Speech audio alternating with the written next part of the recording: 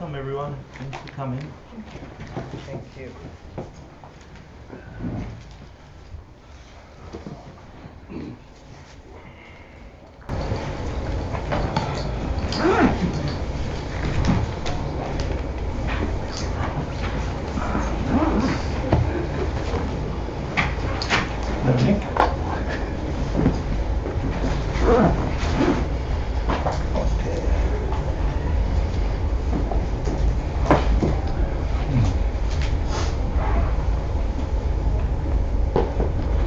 Let's just start by getting into a nice state of meditation before we start talking about things in our heads. See what's in our hearts. So if you find yourself a nice posture, the point of this meditation is just to check your motivation for being here. Get as settled as you possibly can inside. And then I'll just guide you through some things that we'll hopefully use throughout the class.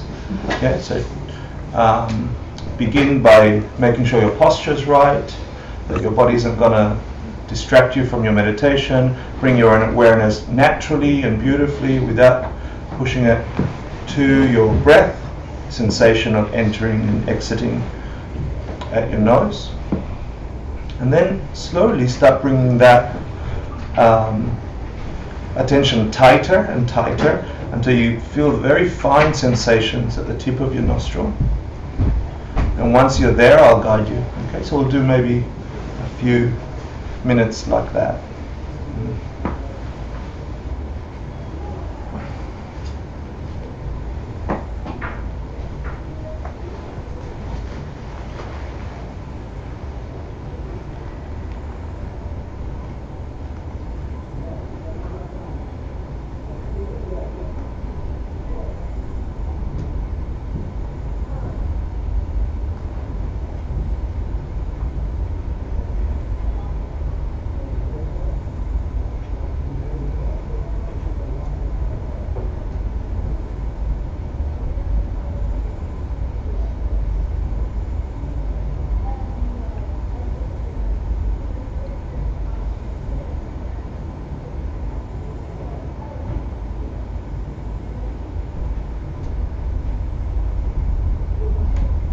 Your mind wanders, just naturally observe what it's wandering and gently return it to the breath, allowing everything else to drop into the background of your awareness.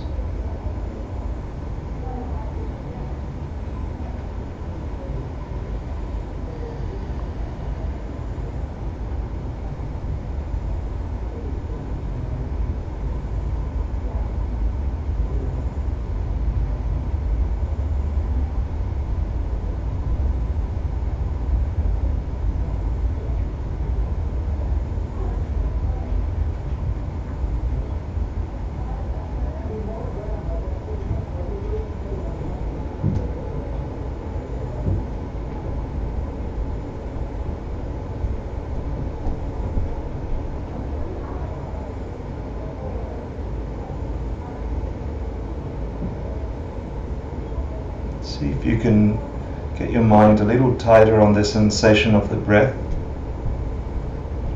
Maybe see if the temperature changes as the air exits your nostrils, or if you feel the sensation of the tiny hairs at the tip of your nostril moving.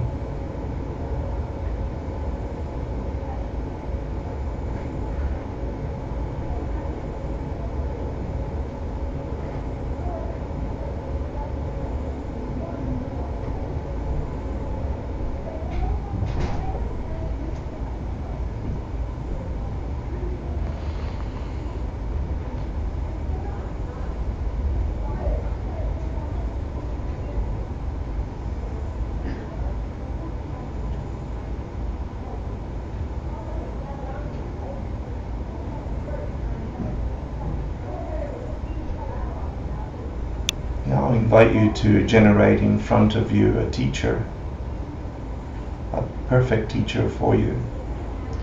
It can be either somebody you've already taken as a teacher, or a teacher that you imagine exists, or a historical teacher. Just bring them in front of you and observe them sitting in front of you, facing you. just you and them. Imagine all their highest qualities. What would a perfected mind look like? What would a mind imbued with compassion view you like in this world? What would their mind of wisdom experience the reality we share?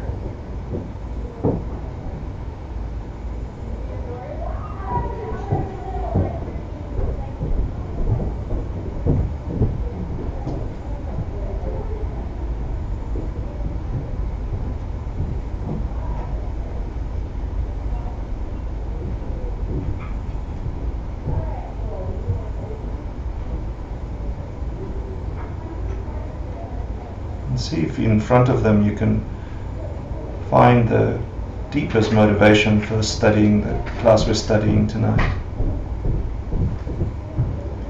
What is it that drew you to this place? What is it that your mind hopes to get or experience? See if you can go deeper into that wish, that impulse.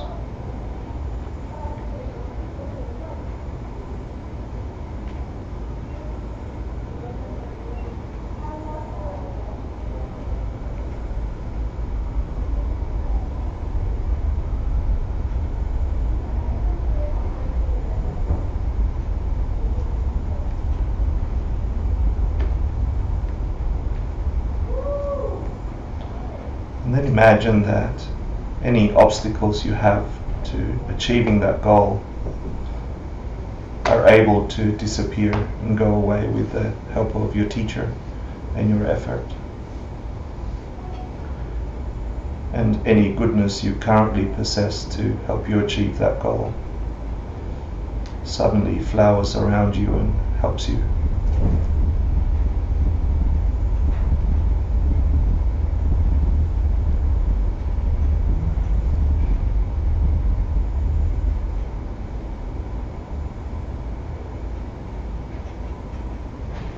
Imagine that to be the case for everybody else in the room we share.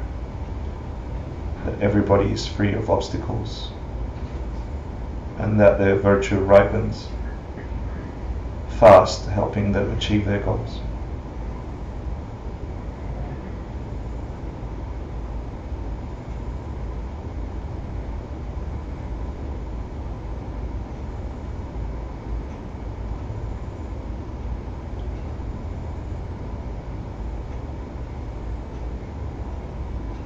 Expand that a little more, imagining that if everybody around you begins to achieve their goals, that they would get happier and more at peace.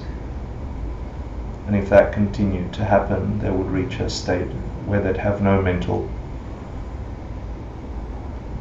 negative states. There would be a place where nothing disturbed them. They would be filled with a kind of bliss that is unshakable. So if you can imagine the people in the room evolving to that level, including yourself.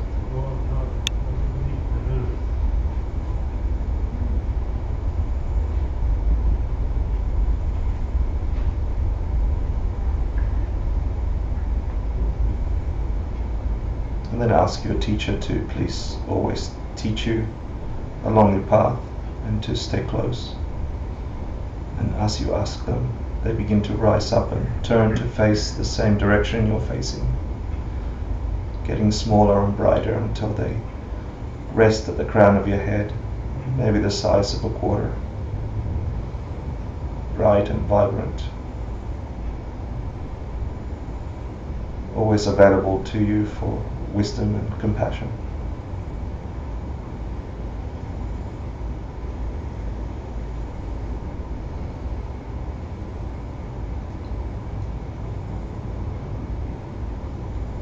And now for a second I'd like you to bring to mind the idea of you. Maybe say your name in your mind and just observe what comes up.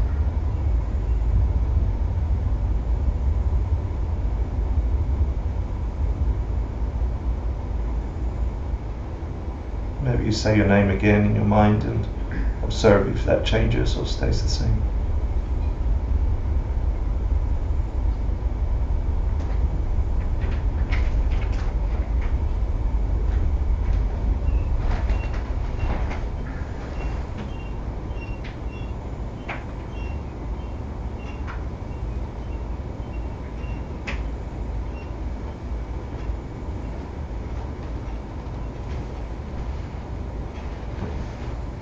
And once again, just see if you can conjure up who you are. When you consider yourself, what is it that appears in your mind? Is it just an image? Is it sensations?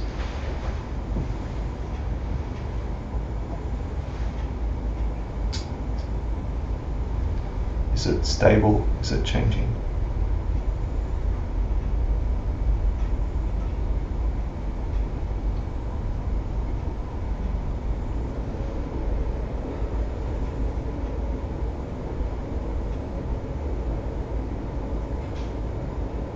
Just relax from that questioning and bring your attention back to your breath.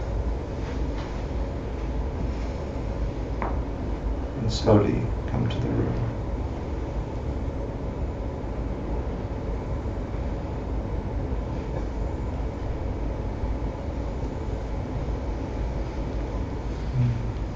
So with that motivation, let's do a mandala offering first for teachings, and then we'll take refuge.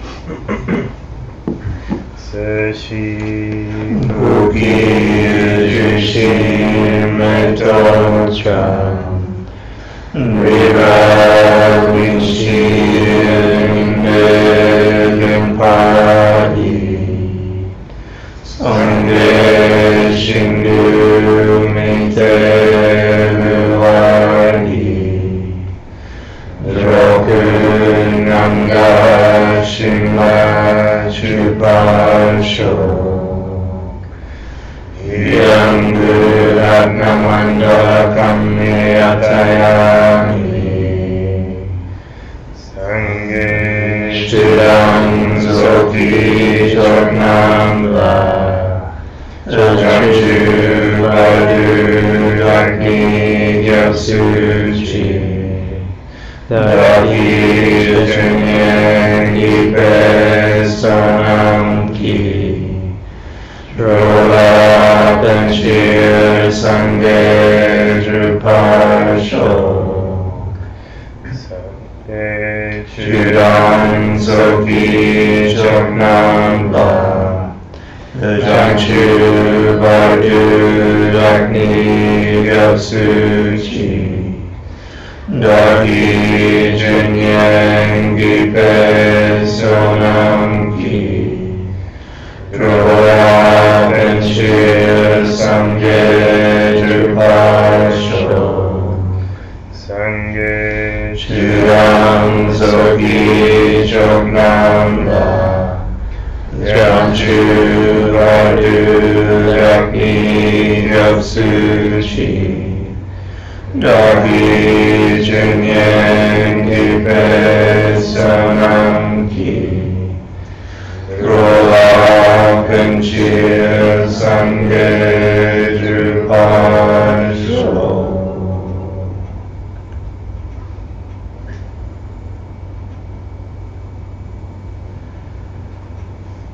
Nice. Welcome.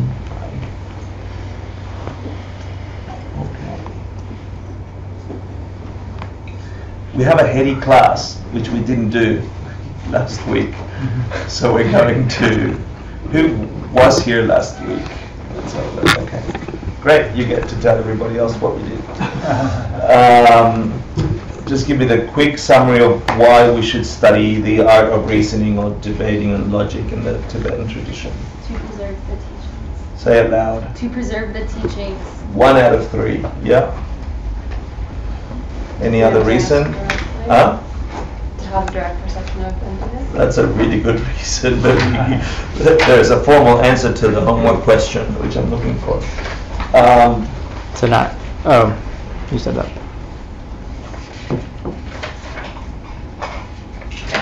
2 out of 3. Because you can't judge others.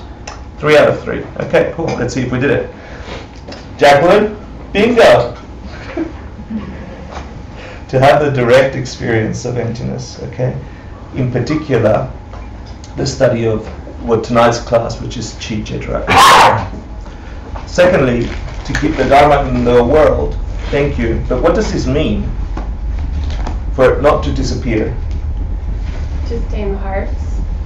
Right, you have to have it as realizations. For beings to maintain these things as realizations. Yeah, so it's not like, oh, we have to keep Dharma because it's a nice piece of paper on a shelf.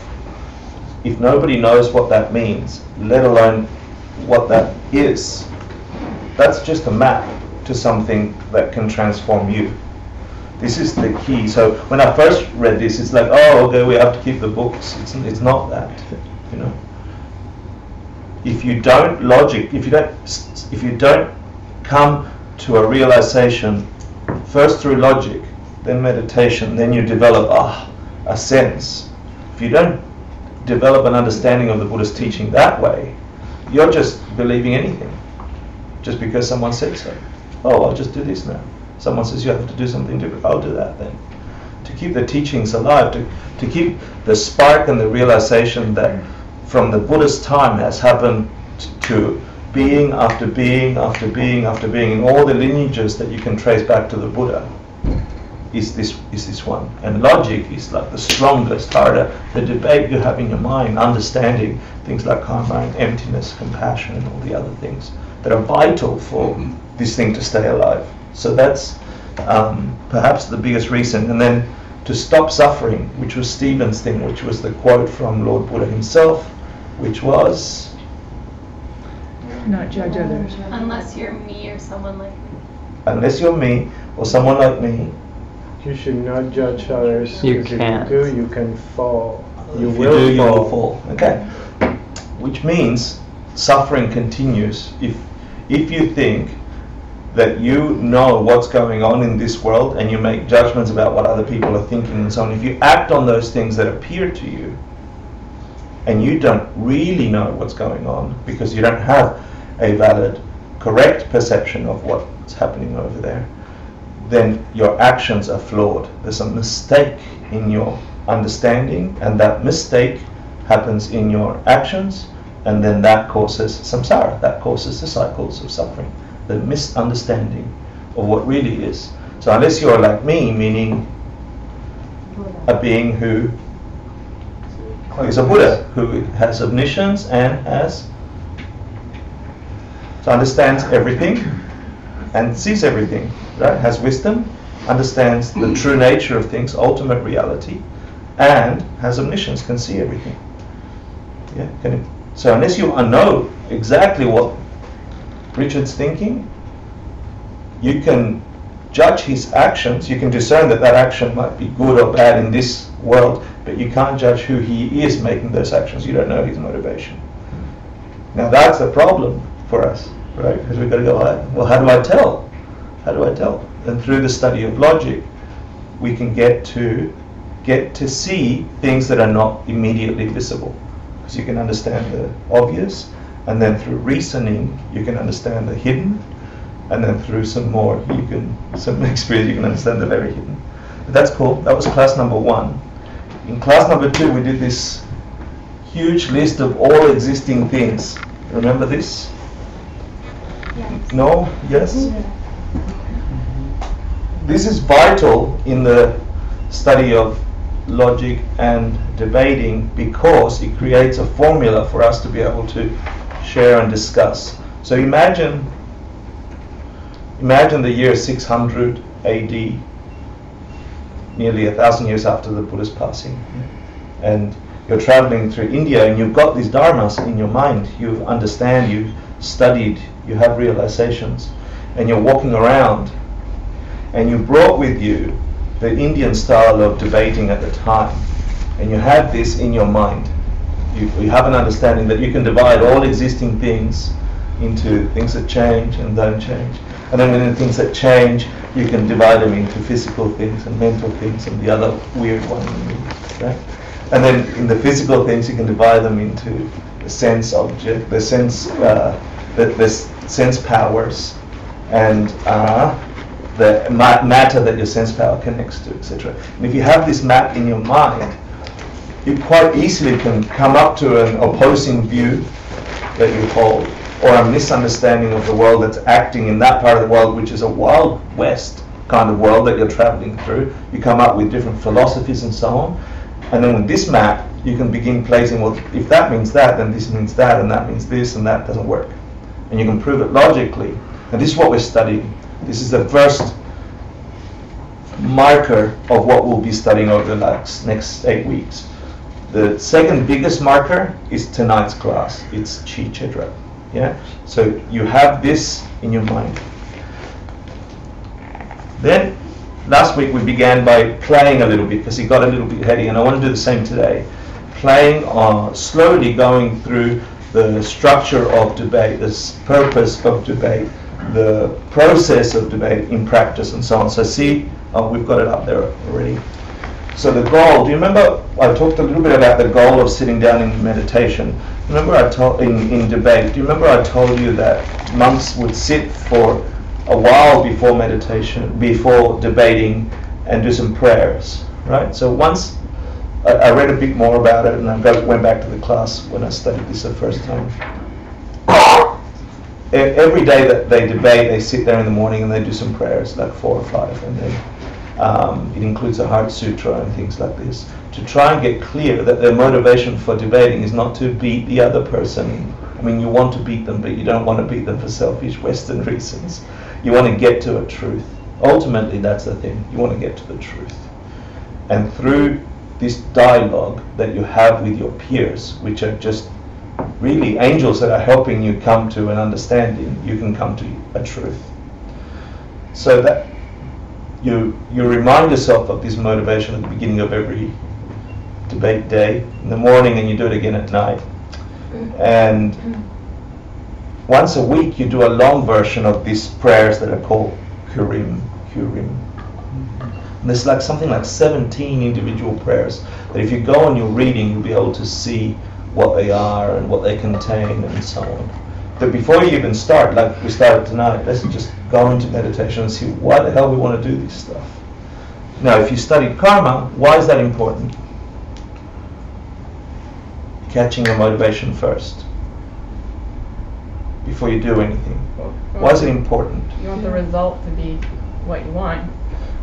Like before you start the action, you just set your intention to like make it. Yeah, but go basic, go a bit more basic. Why is intentional important? You want to avoid harmful action and only accumulate virtue.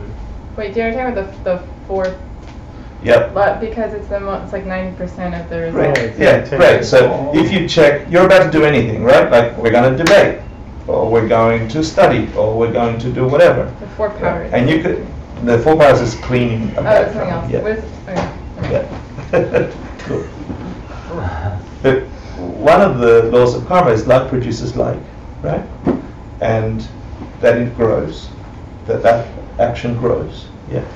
And 90%, like you said, or some large number, component of that thing that you're doing is your intention, right? The proof is cutting somebody with a knife. Is that a good thing or a bad thing? You know? And if your intention is to remove the poison because they just got bitten by a snake, cutting somebody with a knife is a great karma to plant because you're saving a life. Yeah. If you're trying to kill them, shitty karma. You're trying to destroy life. Same action, blade on skin, open skin, blood come out, right? 2 different motivations. Yeah. Then there's all these questions. What if I didn't know it was poison? Well, we can. That's what debate is for. So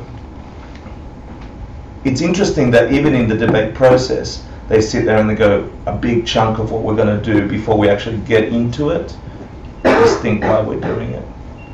And the bigger you make that intention, so I tried to get you to consider your motivation for coming to a class, right? So you think, well, why am I doing anything? And that's good. That's a nice, if you find a positive one, you're going to get a positive result, right? It's a goodness I'm looking for, so that's my core motivation. My result will be good by nature. But it's a stronger karma. It's a stronger imprint in your mind. If you think, Javier is doing it too, and Stephen's doing it too, and if I imagine them getting all their results and getting all their happiness, like you noticed I tried to take you there, it's a much bigger imprint in your mind. Just the fact that it contains all these other beings here. So you can do that yourself. That's a practice, right? You sit there, you go on the subway, and you can just sit in the subway, and you get to class, or you get to home, or you get to work. Or you can use that time in saying, me sitting here can be something that I, in my mind, rethink my relationship between these beings and see if I can see wisdom and compassion and all these things that you're looking for right here in the subway. Then all of a sudden your action becomes, just riding the subway becomes a virtuous action rather than a neutral action. So you develop this intelligence, which we talked about being clear or swift, etc. Let's see if someone can tell me some of the posture stuff. Who sits? The defender. The defender, right? So you, we'll call it an argument rather than debate. You're going to start an argument with somebody, and someone is going to take the opposing position to that argument, right? And they're going to defend something, and they sit down. And you're going to attack them. You're going to try and break them. Yeah, that's the standing person. Give me the hand, the meaning of the left hand and the right hand. The meaning of wisdom and compassion. What's the method? Wisdom.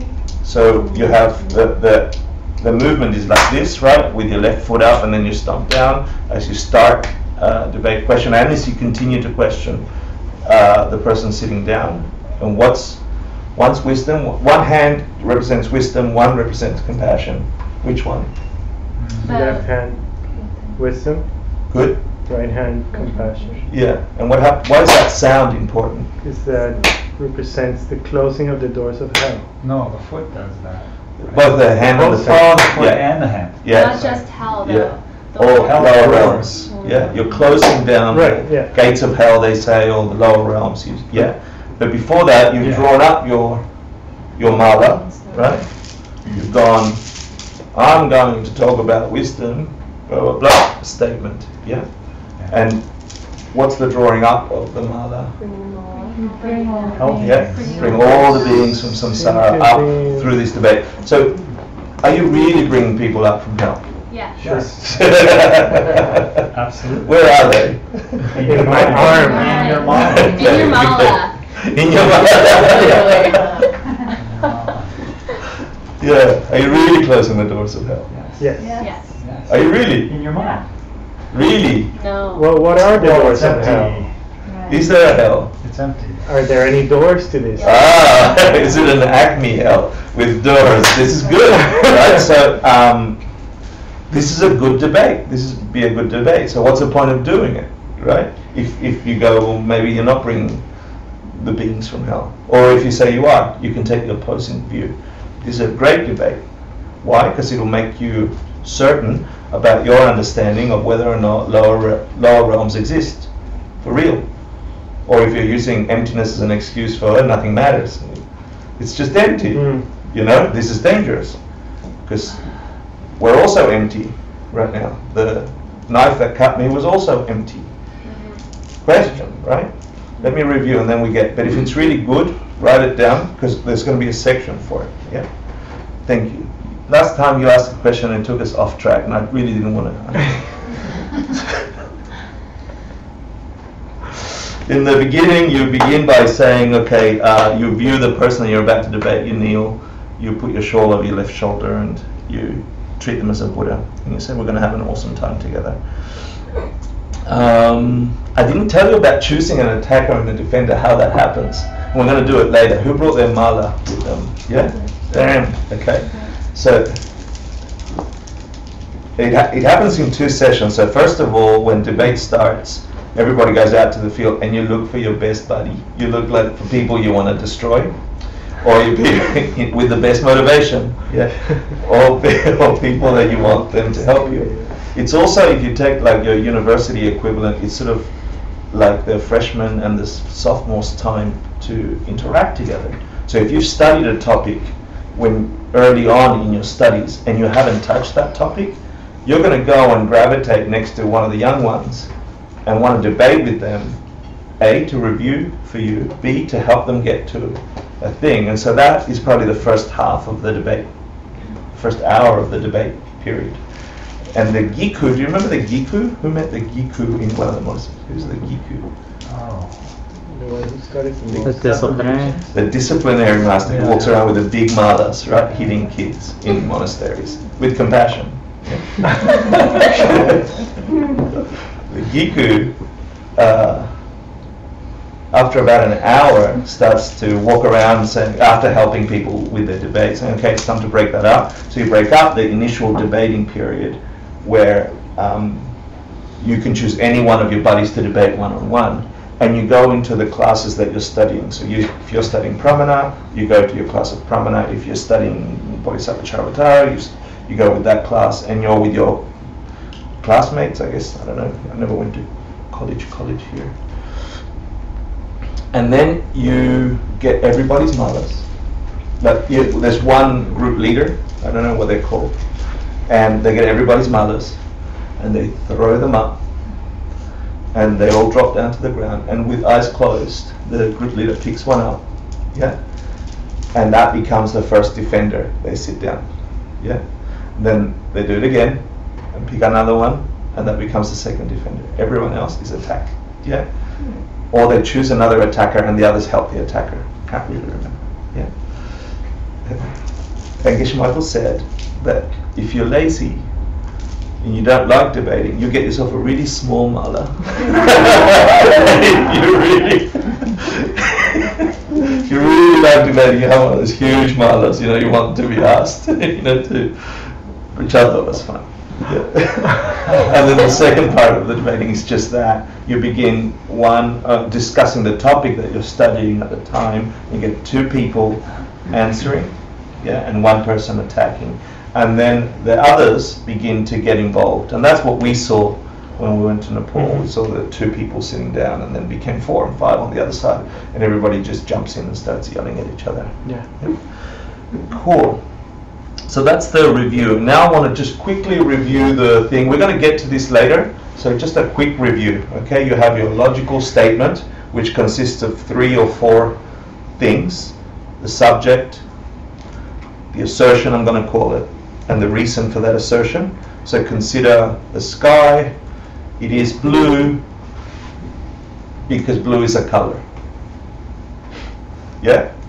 And then you get only these 4 answers to give. So if I go at the beginning of that, consider the sky it is blue, you might go, duh.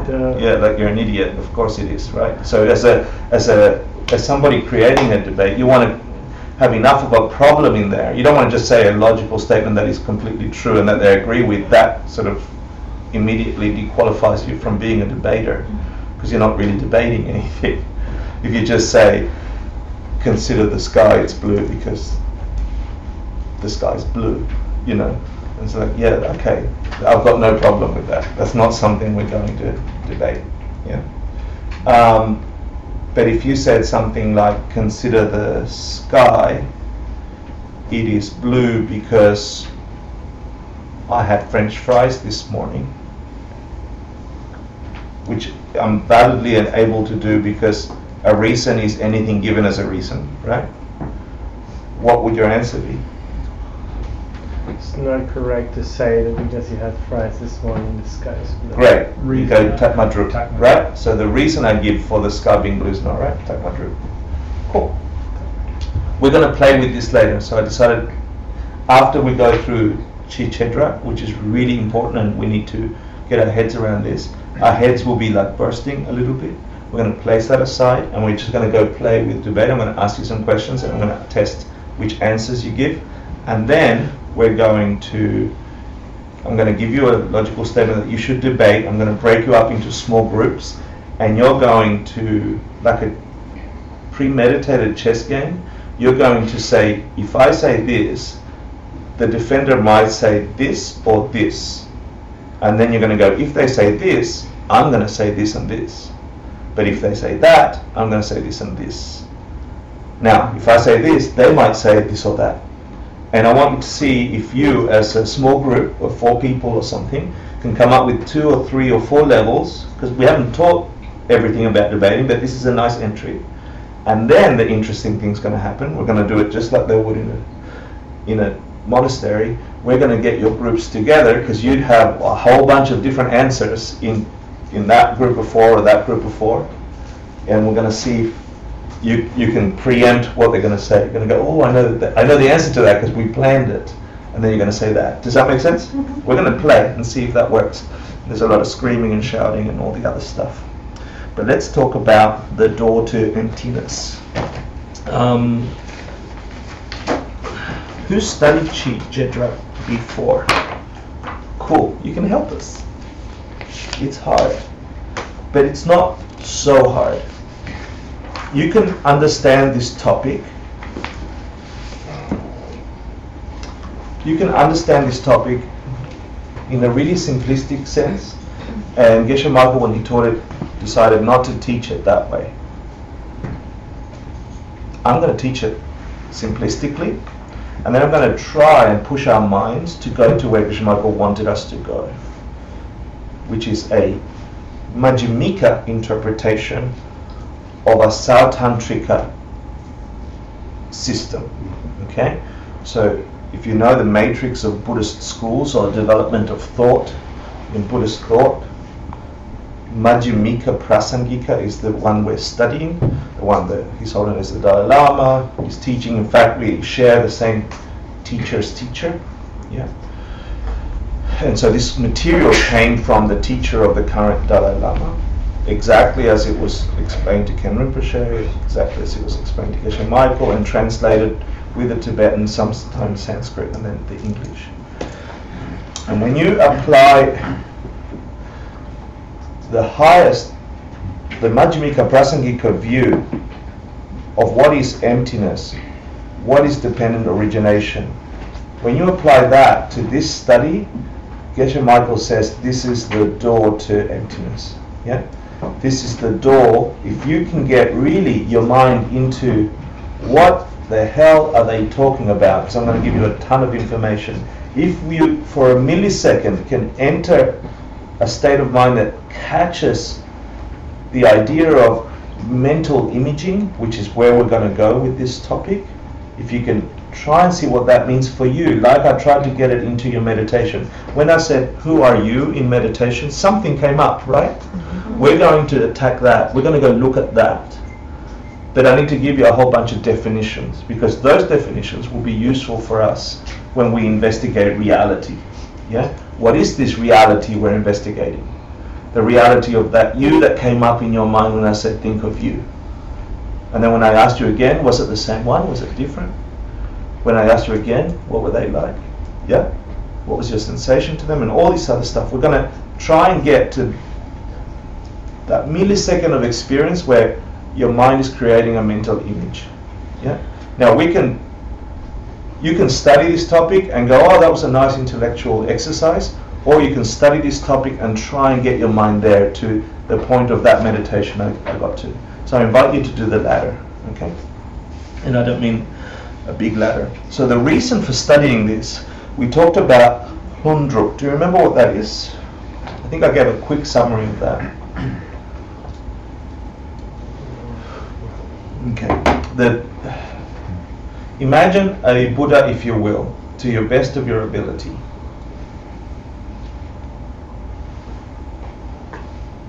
How did they perceive themselves?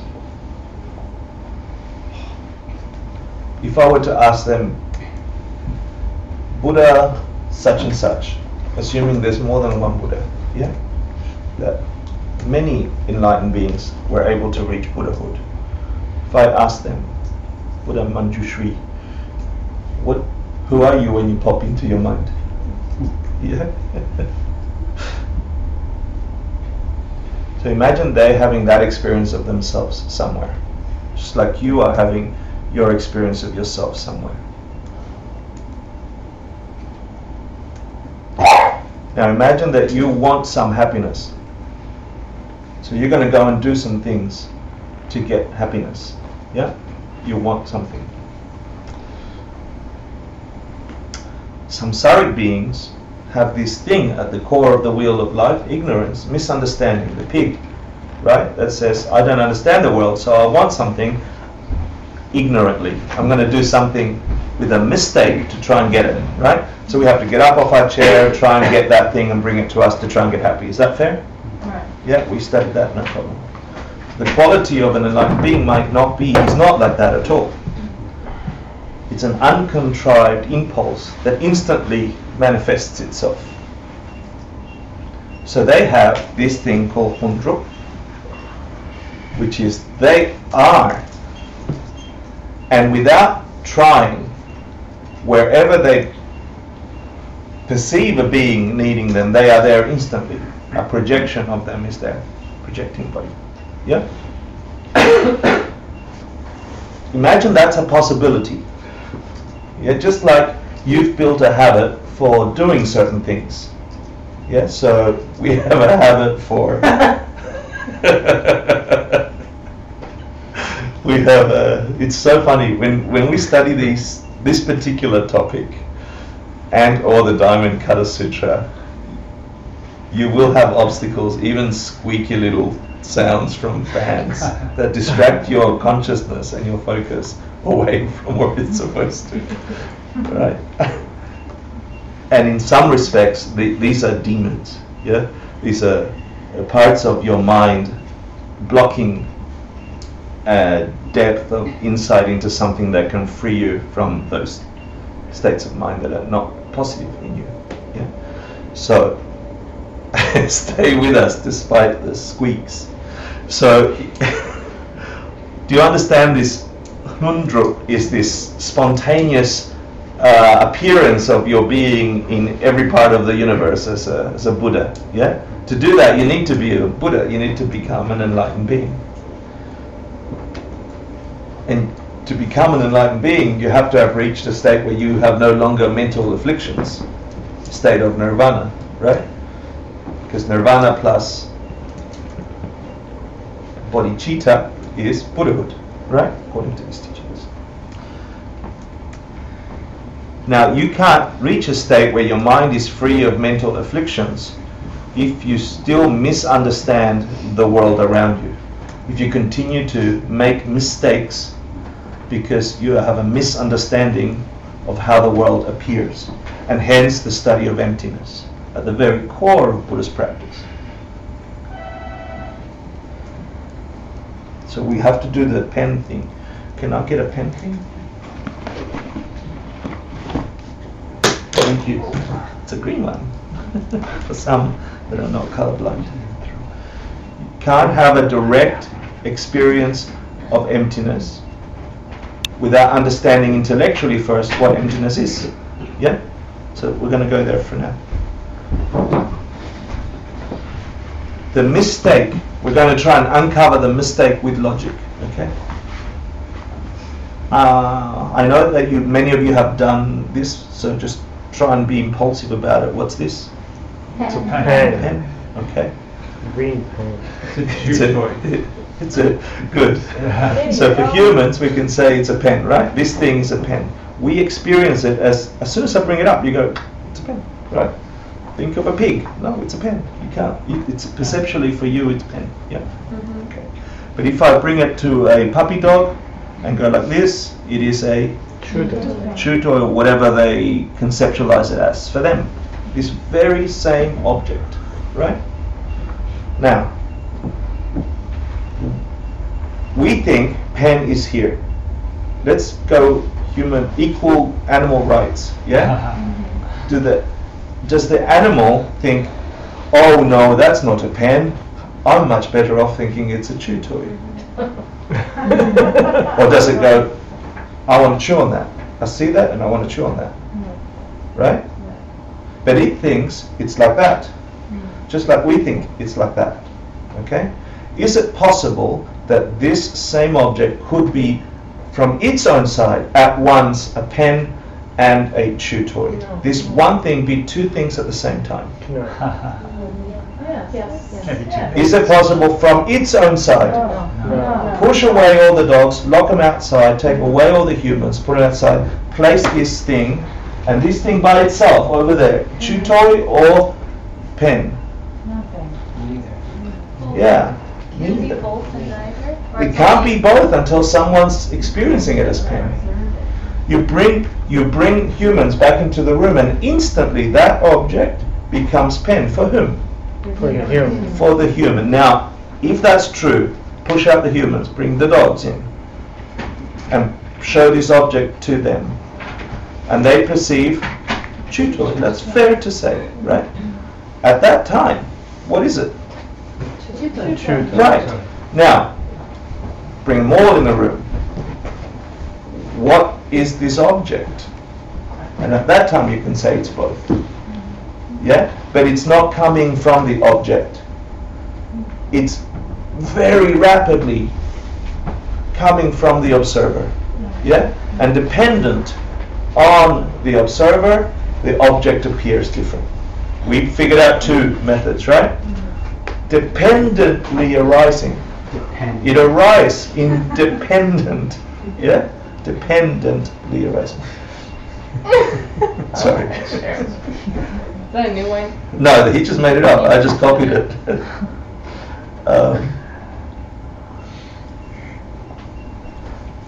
What the hell has that got to do with my happiness?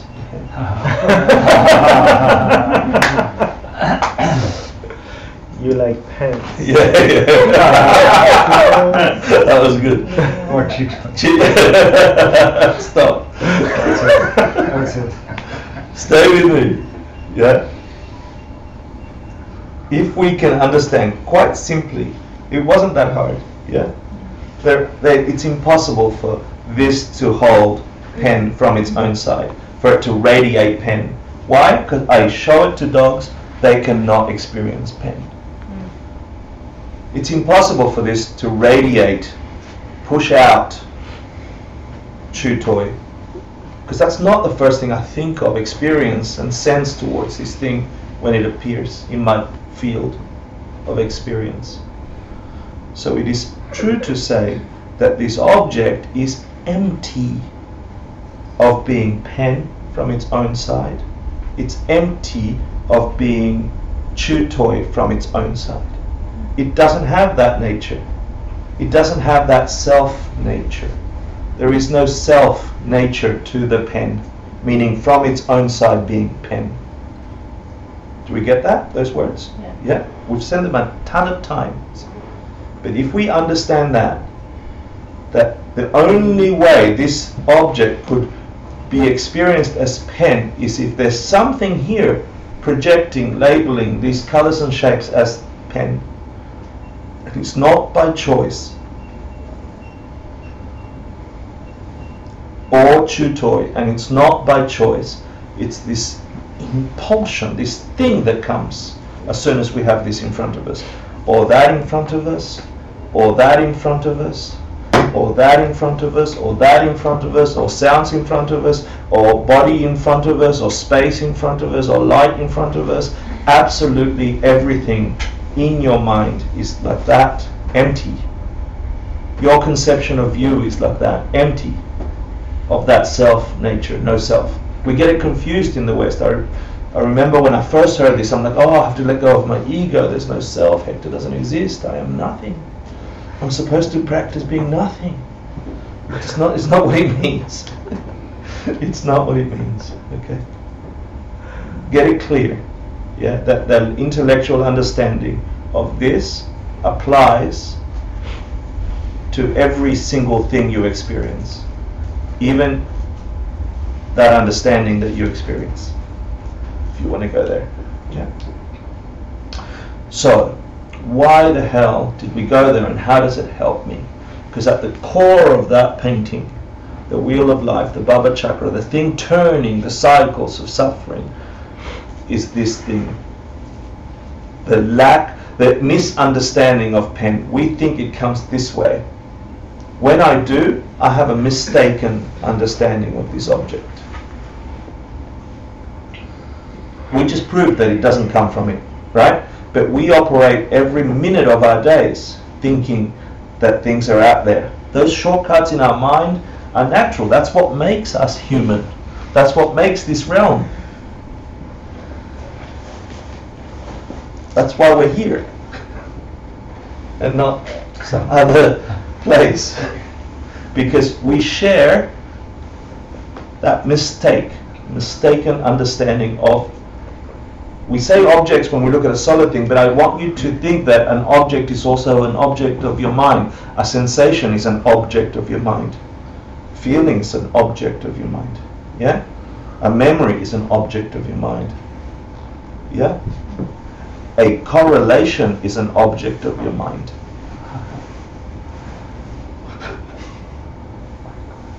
Okay? All objects we experience as having their own nature. Logic proves they have no nature. Because we operate with that mistake, there's something wrong in our action towards that object. And then you get, I like it, so I want it, or I don't like it, I don't want it. And you begin to do stupid things in your world based on a mistake. And of course that's going to generate every sort of mistake in your existence. What kind of mistake? It's broken. Everything that starts must end in that cycle. The cycle we share. Yeah, causing suffering. Because you think it's out there, that's the mistake. And then when someone takes it away, because it was out there, you'll never find it again. You suffer. It's terrible. Yeah? Now, unless you understand that, unless you break open that mistake, you can never get to a point where you reach nirvana. Because nirvana means the permanent cessation of all mental afflictions, the permanent stopping of any disturbance in your mind, anything that could cause you unhappiness, anything, a bad smell, a bad memory, anything that could cause you unhappiness. And the Madhyamikas would say that to figure that out, you have to really understand where dependent origination comes from. And that's the explanation we just gave, that it's dependent on my perception. That objects arise in dependence to my perception. Yeah? If you understand that, then you can go and address those perceptions. Understanding that the world you're operating in is an illusion, isn't really this way. But you still have to operate with a logical understanding of what it really is in order to get true causation. How do you build up the projector that is projecting for it to give you truth and wisdom? How do you do that? That becomes the technique and the practices of karma. Yeah, understanding how to plant karma, biggest karmas, compassion. Yeah, okay. So you need to understand the mistake in order, intellectually first, in order for you to break free of that mistake. Yeah? And we just noticed that it was something to do with our mental experience of these things. Ours and the dogs and everybody else in this realm. Chi Jedra is the study of mental images. We're going to get to that. But I'm getting to the motivation of studying that. Yeah? Why? Where's the link between the study of mental images, the direct perception of emptiness, and getting out of samsara? Where is that link? Yeah, you need to have a direct experience of what we just explained for it to stay so solid in your mind as a truth, it's a visceral experience. For that, you need to be practicing meditation, the deepest sense of meditation. You need to get to very deep states of meditation. And it's not like, I'm meditating. Yeah. No, it isn't. Right? You might have to go through periods like that to realize that you don't have to go through periods like that. Seriously, like everyone has their own path to meditation. I wasted many years trying to meditate. Here's a good debate. Can you say that those years that I wasted being a good meditator badly, that they were not the cause of me getting better at meditation? Right? That's a good debate to have. So to have a direct experience of that thing we just explained, you need a whole bunch of things. You need some virtue, some goodness. You need to be serving people around you, your teacher, your lamas, your small good deeds in your heart, clean conscience, so you can meditate deep. Build up of that good energy in your mind for it to show you a good result. Yeah.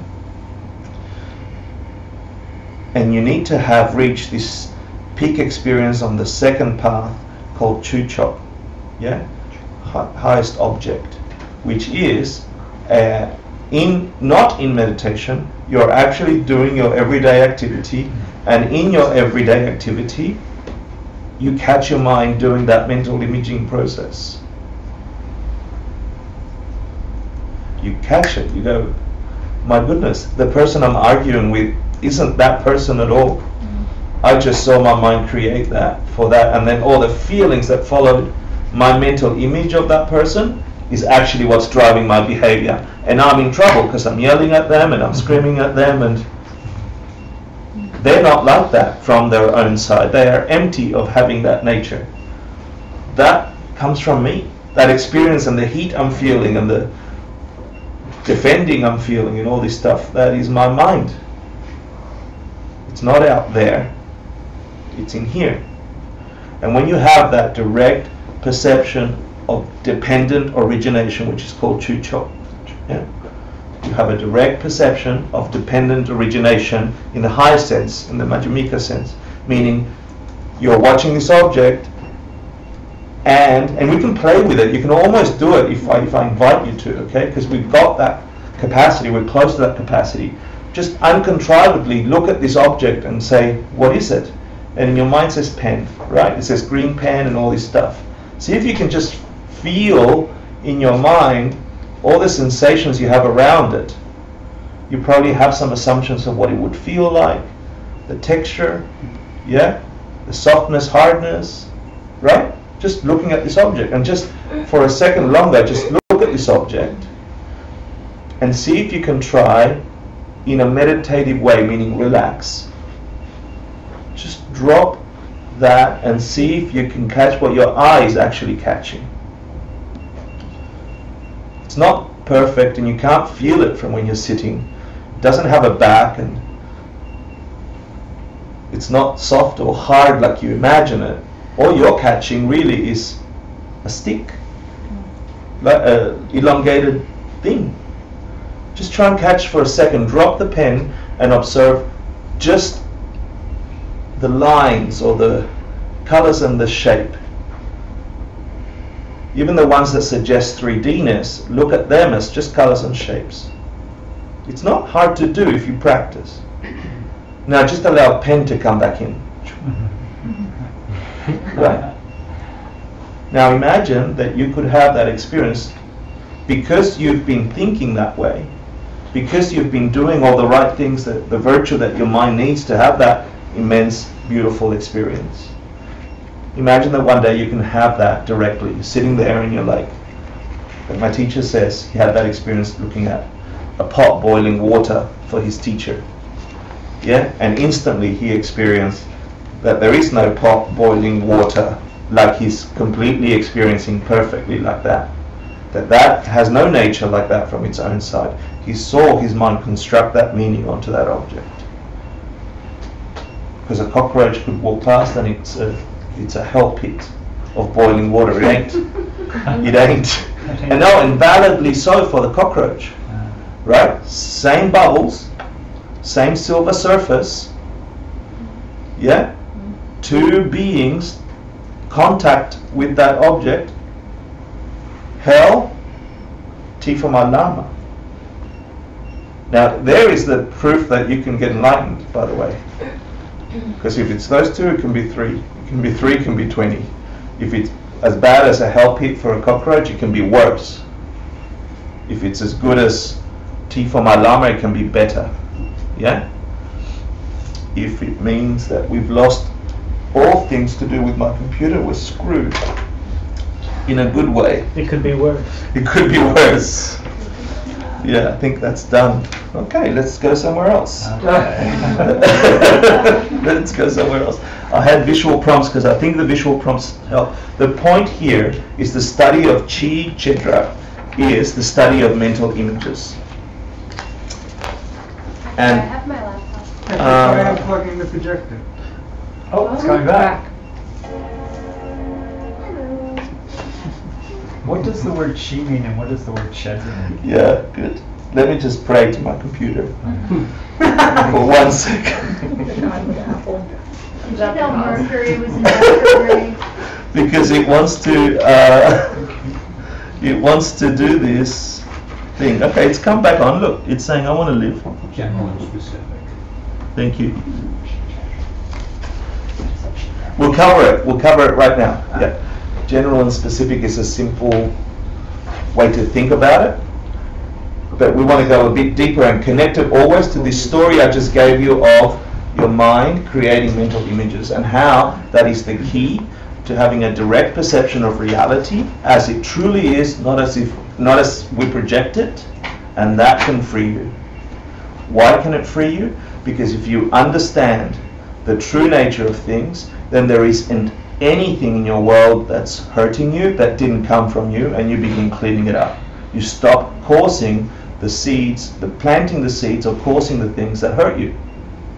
Because you understand that there ain't things out there that are hurting you. That it's only things in here. And that you have the power to fix.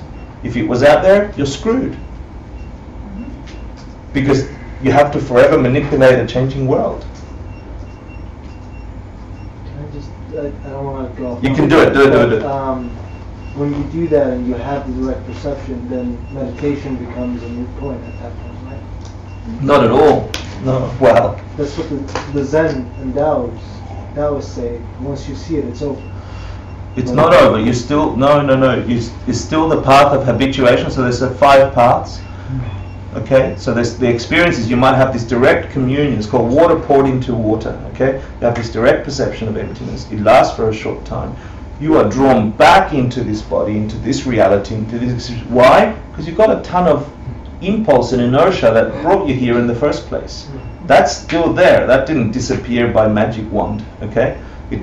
Every action has an equal and opposite reaction, and if the day before you saw emptiness directly, you ignorantly acted towards somebody with anger or something, that seed is gonna ripen. Yeah? So you have to do something about all those moments of mind that you've had from time without beginning, still in your consciousness. You have to now begin to work through them. Yeah? So they say a typical person, after having a direct perception of it, might have 7 lifetimes to go through to clean up those karmas in a way. It happens much faster than a normal person trying to do the 4 forces and clean up their karma. Why? Because they have the wisdom that understands where this is coming from. This is really interesting, ladies and gentlemen. It's coming from your computer. It's coming from my reality is coming, your reality is coming from my computer. Hector, do you have it on So your it's a website? simulation. But it's fine. I want to talk about quality and characteristic, which is Chi Chedra, but I want to make sure I'm covering all the things that we wanted to cover. Just give me a sec. I want it to load up because there's some key words in there I want to share with you.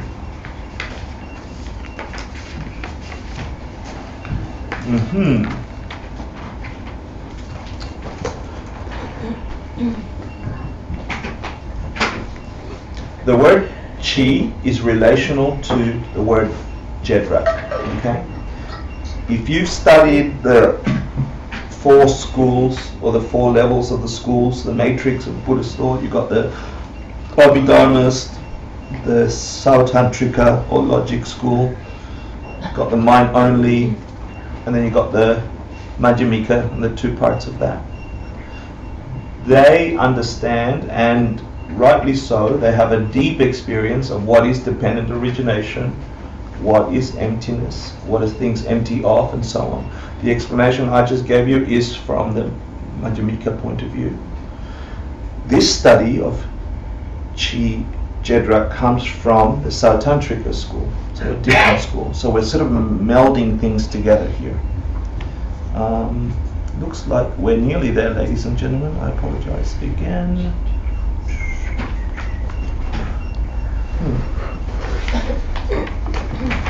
And chi is a quality, okay? You can think of it as sets and subsets. So a chi is a set and a Jedrak would be a subset. Yeah, cool. We're nearly there.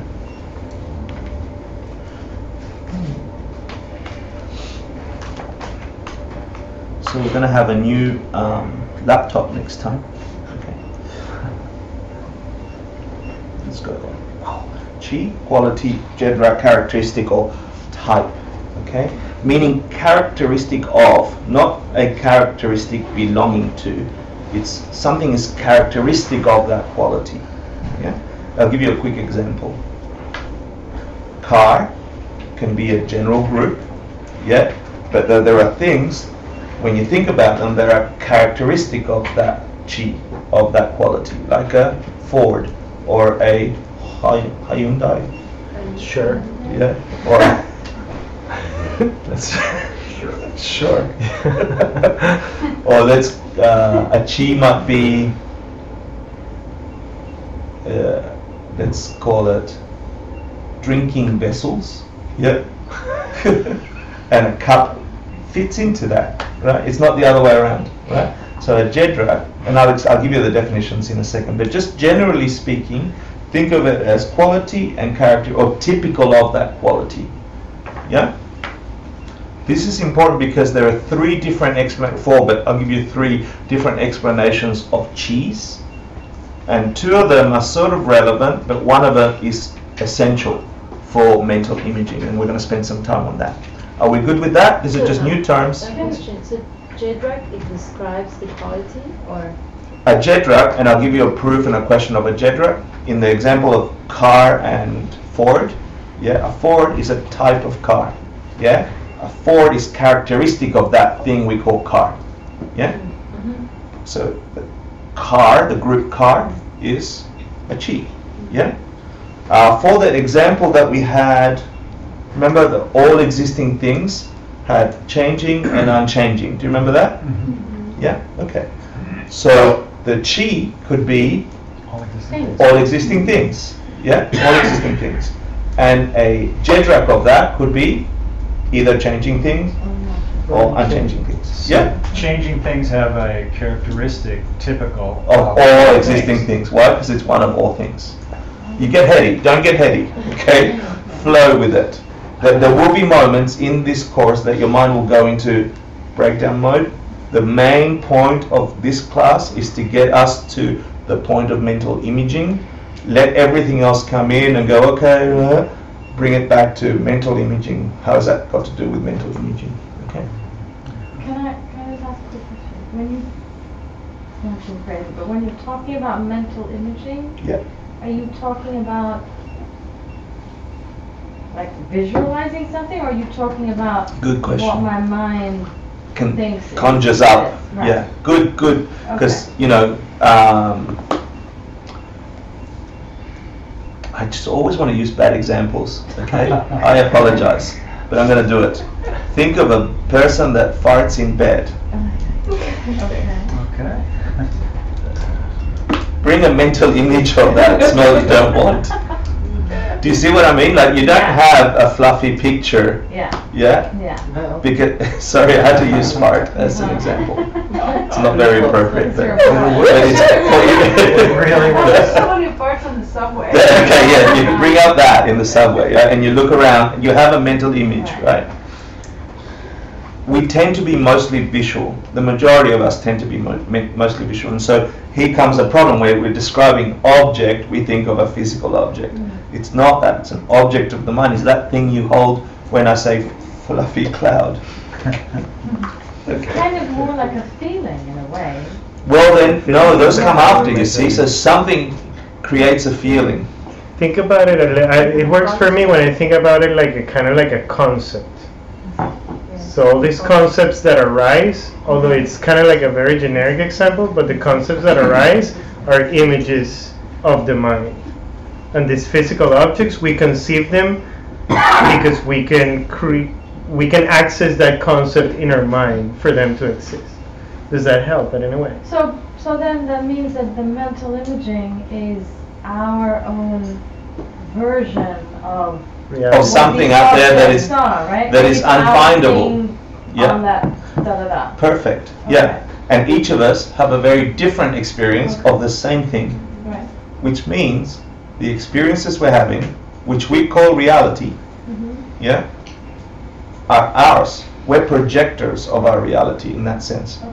Every sense we have is literally projecting onto blankness a reality. That does not mean things don't exist, which is a problem people have when they start learning these things. Everything's empty, so nothing exists.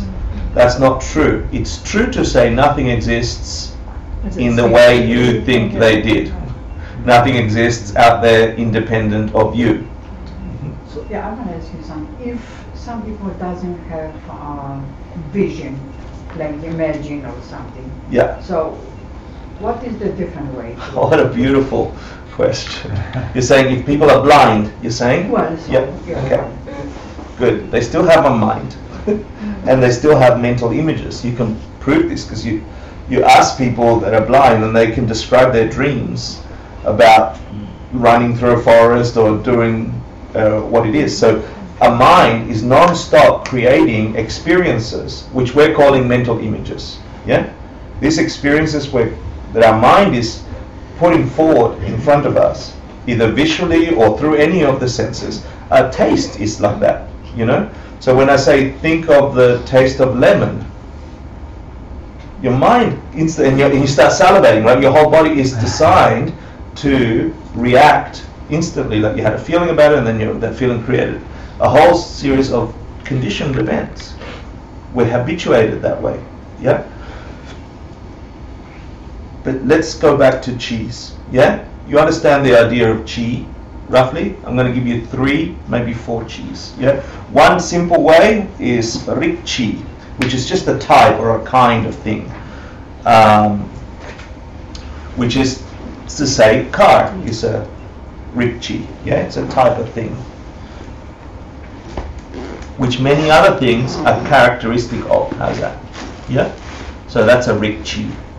It's defined, and this is important because you might have it in question 1, as that existing thing which subsumes the multiple things which are of its type. So that thing car, which since it's an existing thing, yeah, so it's not a non-existing thing. It's an existing thing which subsumes, which is in that set. You can put all sorts of cars. You can put Fords, Toyotas, all sorts of. You can have old cars, new cars. So a rik chi, is that in the simplest way. But you can never point to a rickshaw car. You'll either be pointing to a Ford we'll or a Chevrolet. We'll get to it. Good. A good way to explain this, and Geshe Michael went really deep, is the ness of something. So something is a rickshaw would be the carness that we hold somewhere. Stay with me for a sec, yeah? Stay with me through the cheese. So something holds that nature of ness, yeah? The carness of which, when we look at an object that has 4 wheels and a thing, our minds quickly go, that is characteristic of that ness, carness. It has some carness in it, yeah? It's a car. Really quick, Yeah. is it concept? Is Rick Chief concept? Ah, good one. All these things we're talking about are concepts, okay? But they are talking about things, okay? And when we get to the second one, you're going to get more concept-y, yeah? So you say it's physical or mental? Which one is this? You see, the Ford is physical, and the carness or the car is perhaps concept, not. That's yeah. Okay. That's if fine. we're looking at mental images, let's Sure. go there. Yeah. I mean, a word that might be more familiar would be roundness, or things that are round. That's good too. But you can also say that Geshe Michael did the clock thing, yeah? that there is a ness in our mind, yeah, that when we look at objects we say that's got a little thing and numbers around it, it is a clock. So there's a difference between clock, which has clockness, clock, a clock, and the clock. And that difference is here. The clock or carness, yeah, is here. Okay? Which is different to a car, like a physical car and the car. Cool? The important one, the key one, the one that is sort of skimmed over, but according to Ken Rinpoche, Geshe Michael, and this lineage, this is the key, the one that lets you catch your mental images, is the dunchi of a car, let's say, when we're talking about cars. And a dunchi is a mental image. It's a mental image of something you've already perceived. It has these three qualities. It's a mental image of something you've already perceived, as opposed to a drachi, which is a mental image of something you haven't directly perceived. So if you've never been to Australia and seen the Opera House, you might have a drachi of the Opera House. Yeah, who's never seen the Opera House live? Yeah, okay, good. Last time you asked this, I had it. Okay, good. Good. So those of you who have never seen the Opera House, stood in front of the Opera House, have a drachi. When I say Opera House, yeah, you have a mental image of that, right? If you've been there, you have a dunchi of it. Yeah? There's a slight difference. Right? I think I did this last time about going to Machu Picchu. If you've never been to Machu Picchu, you might have a dunchi of a postcard of Machu Picchu. How's that? Yeah. But that's not a dunchi of Machu Picchu. That's a drachi of Machu Picchu. That's a drachi of Machu Picchu. Are you with me? There's a lots of cheese words in here. Yeah, so that's another kind of chi, and a very important one. It has these three aspects to it. It's a mental image. We mistake it for the actual object. This is the big difference between Madhyamika and Sautrantrika. We mistake it for the actual object. The example of the boiling pot of water, yeah? Is it from its own side a boiling pot of water? No? Is it a floor of bubbling hell from its own side? No? But as soon as the antennae touch it, what's the experience of that being, as far as you can tell? It's like hell. Yeah? Same sense data. Yeah? It is like outrageously a death trap. The mental experience it has in relation to that data, yeah, in coming into contact with that dunchi, where did that come from? Could it have come from the pot of boiling water? No. Prove it. Because it's a pot of tea. Good. It's a pot of what? A tea. Pot of tea for your teacher. The nature of that object is not such that the experience of that cockroach was having. Now, was that a real experience? Yes. Sure. Give me a definition of real. Like, it's a valid perception. Huh? It functions for the mind. See, this is very nice. Because here is the big difference, as far as I can understand it, and I admit I'm limited here, okay? The Sautrantrika school believe that a functioning thing, remember in Nyopo we talked about, is ultimate reality. It's the ultimate reality because it functions that way as a boiling pot of water, as a boiling tea of hell. It is really, literally hell for that thing, yeah? But the Madhyamikas say that's imposed upon it by the mental construct or the mental imaging or the dunchi of the cockroach. Yeah. Or nice cup of tea for my lama is imposed upon. No, it's not a choice. It's not sitting there cockroach going, I want to go to hell, I'm diving into this hell pit. It's appearing, it's arising, but it's not dependently arising on the bubbles only. It's dependently arising on the Dunchi that's coming. Do you feel it? Do you see that? Yeah, I'll get to you after the third Dunchi. Yeah. Can you explain the difference again? I didn't catch what the difference was between Sautantrika and Madhyamika. I think he was going there when he said it really is a boiling water, right? And the difference is that an nyopo, or a functioning thing in Sautantrika, is ultimate reality. It's a real thing, it's a true thing, it's a functioning thing is the ultimate thing. Like there's no separation. As far as I can understand it, as far as I've learned it. Yeah. So if you leave the room, it's still a pot of water. Yeah. I just wanted to actually add. If you're a cockroach. It's not a question. I heard it in a different way. Yeah. Because I know it's hard for Western. Sure. Yeah. So it's a paradox for most people in the West to understand it, because it says it is neither this nor that, but the positive of that is it is this and it is not this. So those two together conceptually, without an example, that's the problem. In the West, we can't understand. Say that again. It is neither this nor is it that, Mm-hmm. but the positive of that is it is this and it is not this. It's not that it is this and it is this. Mm-hmm. That little section, the second section that flips, is a paradox for people. Because Sure. we It understand is from this and it is Aristotle. not this. Okay. Because what? We understand it from Aristotle's point of view, which is one is one. Oh, right. In the East, they say the positive of the negative is it is this and it is not this at the same time. That's the positive. Mhm. I'm not sure I follow. Okay. Thank you, So but I'm not sure I follow. when you asked right now, is it real? Why is it real? And I said it is real because it functions for the cockroach to die. Yeah. Then am I holding? If you think that it is only that, Well, no. that it, But for the roach, you it can is. say it's validly true for the roach, no problem. Right. Yeah. Add for the roach at the end of that, and I'm happy with that statement. Right. That's Don't blame it on the data. right. Yeah. That's Yeah. kind of like.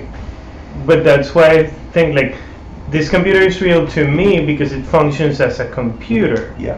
But for my cat, it's the bed. Yeah. Excellent. Or PCAD. Yeah. No, it's really the bed. Okay. It's me and the computer. But the definition difference from what I understand, what I was taught, Sautantrika believe that a thing that functions is ultimate reality. For that perceiver, like, That's all I know. Yeah. So, I don't think so. Look, this is what I understand, okay? And a functioning thing, it functions like that for this thing, is its ultimate reality. So your answer to the question, why is it real, would it be because it's perceived that way?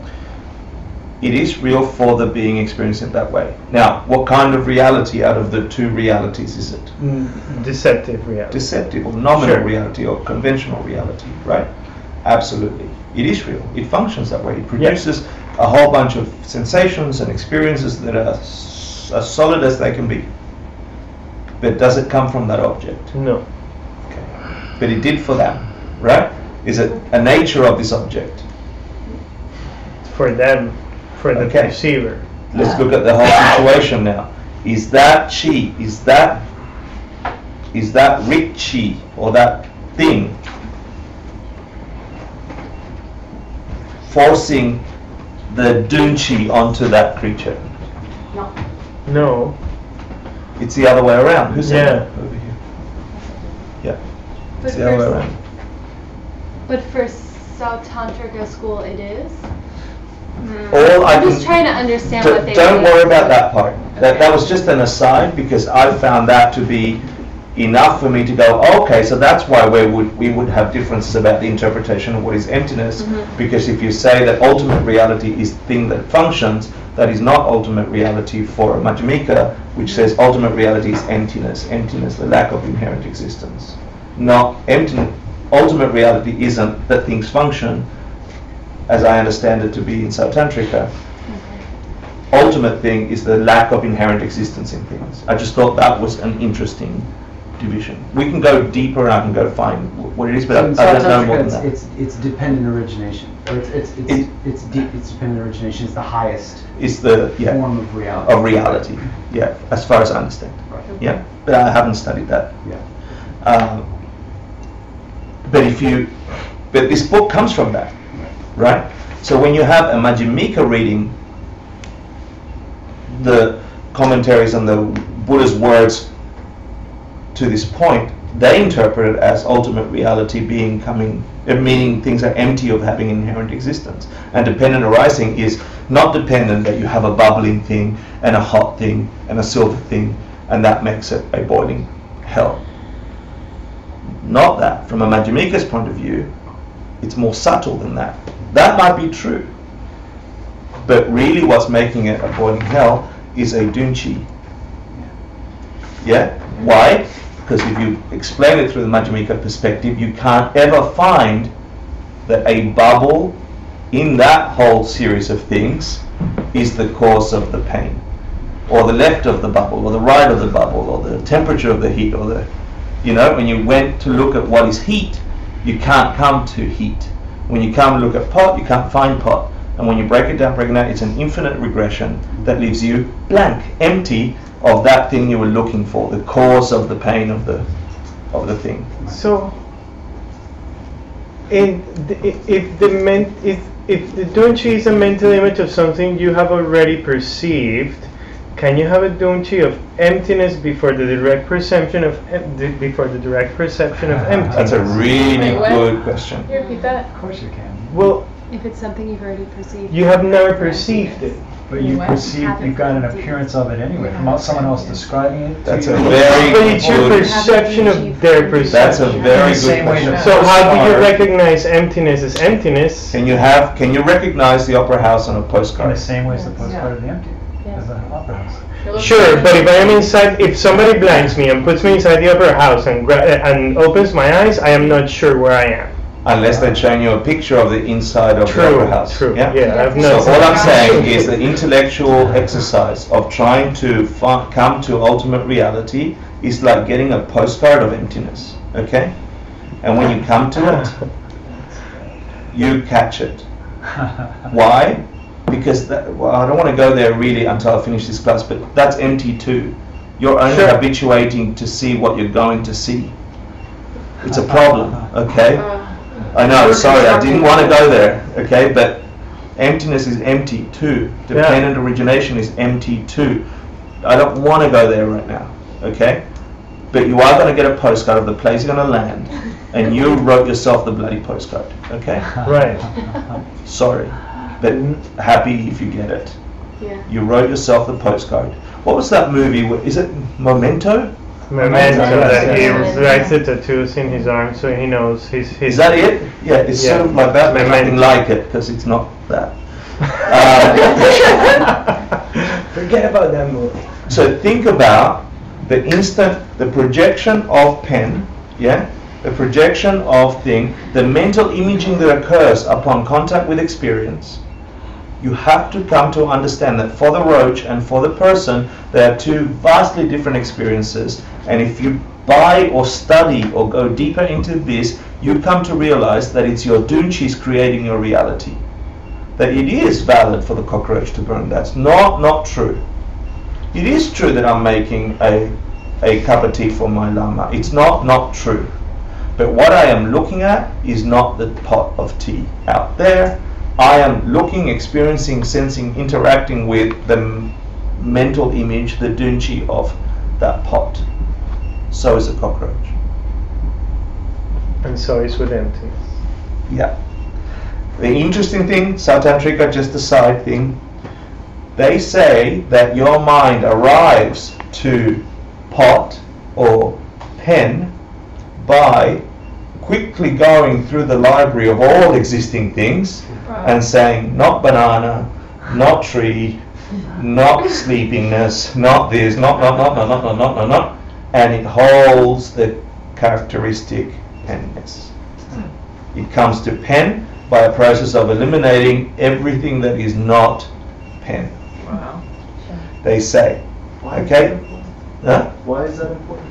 It isn't important, but it completes the list. Okay? It is a third part of a dunchi, and I needed to say that. Some schools of Tibetan Buddhist thought that was emptiness.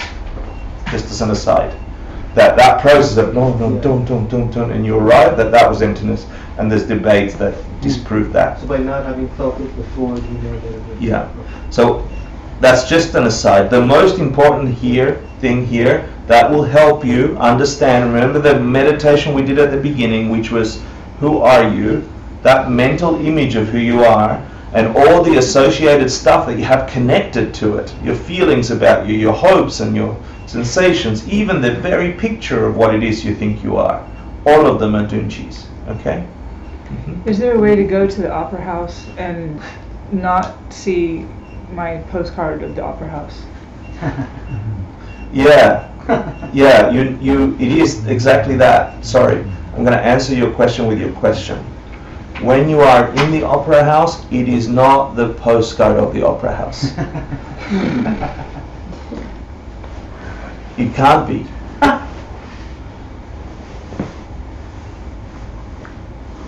Sorry. Okay, we'll just leave it at that. Okay. No, but that's the answer. Your question is the answer. You're back in memento. Your question is the answer. The mental image of your picture of the opera house is not the opera house. It never was. And you realize that when you're in the opera house. But would it inform the way you perceive Or the the opera Taj house? Mahal. It will, but then once you're in the opera house, it's an opera house. So is that three different dunchis? Yeah, but one that is aligned to the real opera house. It's not a drachi, let's say that. Okay. Another one which is a softer, and I think in the commentary they call it the nominal chi, is a tsok chi, which is a physical collection of parts. So the typical example here is a water pitcher, and you can say a tsok chi, this kind of chi, a water pitcher, is just a collection of a handle and a base and a lip, and these parts, these jedrugs of that chi. Is that okay? Mm-hmm. That's a simple one. Physical members that make up a whole.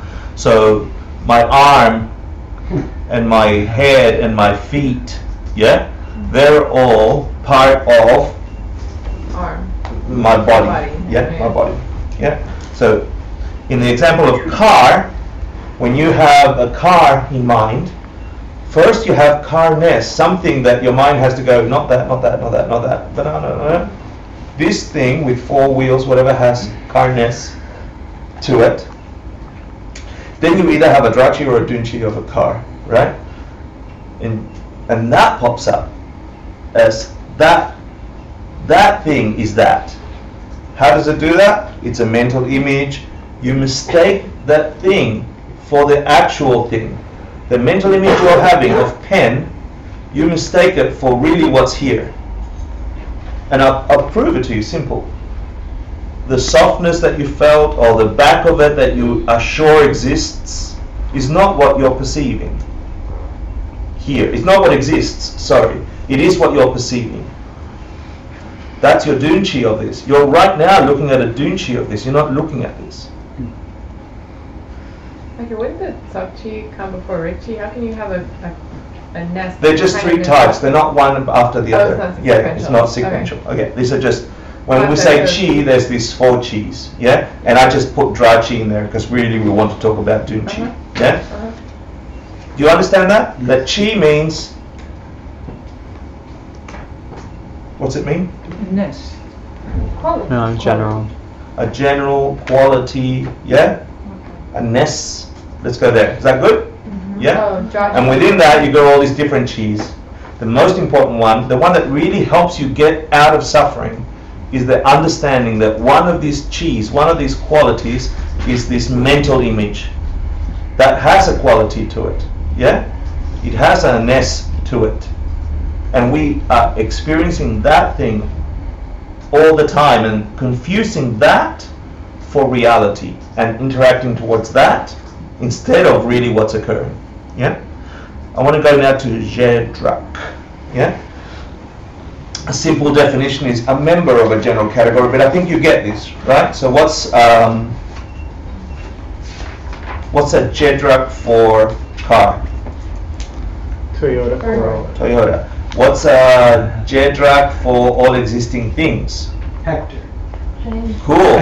Well, no, that's good. What's Jedrak for mental thing? Thought. Nice. Hector. Yeah, it's characteristic of that thing. Yeah, that's easy. Got it? Yeah, characteristic of, important.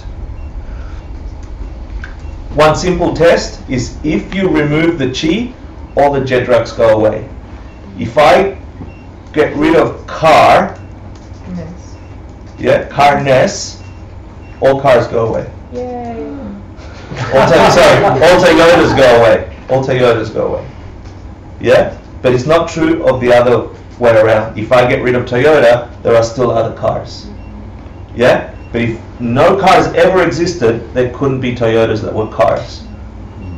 Is that fair? Mm-hmm. That's a simple, short test to go, is a Jedrak part of a chi? Yeah, so let's go.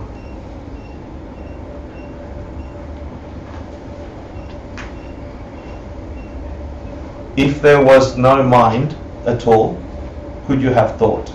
No. No. Okay. We're going to go through 3 relationships in a sec, okay?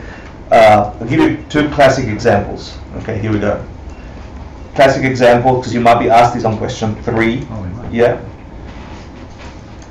Of chi and Jedraks. So a working thing is a characteristic of all existing things. Is that fair? Remember this diagram? Yeah. Yeah. So a working thing, which is a synonym for Functioning thing. a functioning thing, which is a nyopo, which is a synonym thing for a changing thing. So they're all synonyms, okay? Remember this one, because I'm going to trick you in a minute. Changing thing, functioning thing, what was it? Existing. Mitapa, changing thing, functioning thing, and working thing. So a working thing is characteristic of all existing things. Why? Because there are working things in all things that exist. Fair? That's good. So a classic example, 1 of 2, is that a working thing is characteristic, or Jedrak, of an existing thing, which is the chi. And another one is Bumpa, or water pitcher, is a Jedrak of a working thing. Why? Because it performs a function. Yeah, it pours water. You can use it. Okay? So a water pitcher is a Jedrak of a working thing. Now, can a thing be a chi and a Jedrak? Sure. Yeah. Oh, yeah. Give me an example.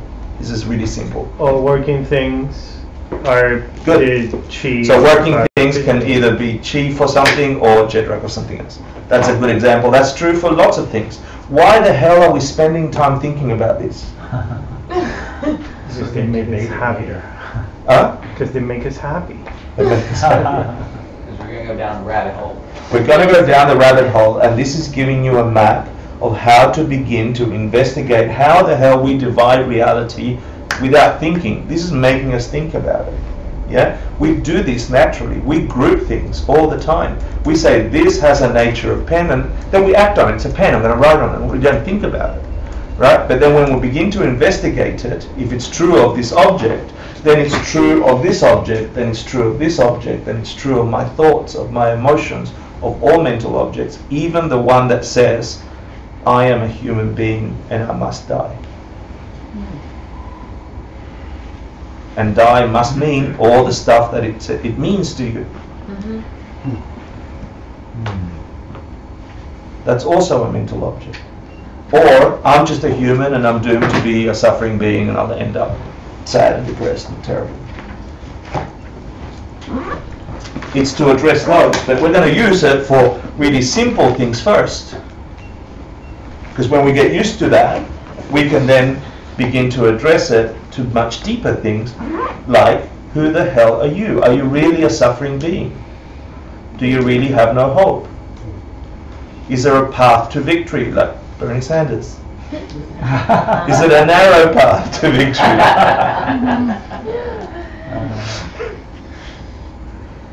Do you have a narrow path to victory? And then you begin to question all your assumptions, all the groupings of your existence that you place to that question. And you do that mostly in meditation. Can you highlight or just clarify functioning versus working? Same. Same. Yeah. It performs a function, it's a working thing. 3 tests of something to be a Jedrak, and then I'll give you a break, and then it's the biggest class, yeah? So stay on, we'll review the content like I always review it at the beginning of the next one, and we'll get better at it. But for now, at least get them in there and check your motivation. Understand that things in your mind have qualities, and that other things in your mind are characteristic of that quality, and that your mind is forever creating mental images and confusing those mental images based on those qualities and characteristics. Yeah? Wait, will you say that again? There'll be a video broadcast in a minute. Just remember, that's why we're doing this, okay? We're getting to remind ourselves that living on planet Earth is not about eating and shitting and dying. It's more. But you have to work at it. You have to push yourself. Yeah, so I invite you, please. 3 tests if something is a Jedrak. These are fun, these are easy, okay? So is something characteristic of something else, right? Is Ford a Jedrak of car, for example? Yeah. Yes. 1 test is it has to be that thing. Is it that thing? When I say car, when I say Ford, is it a car? Your answer is? Yes. Yes. It's sort of self-referencing, but the reason this point is here is because let's use automobile as another object, right? Replace automobile with Ford. Is automobile a Jedrak of car? Error, right? It's the same thing, different name. It's the same grouping, yeah?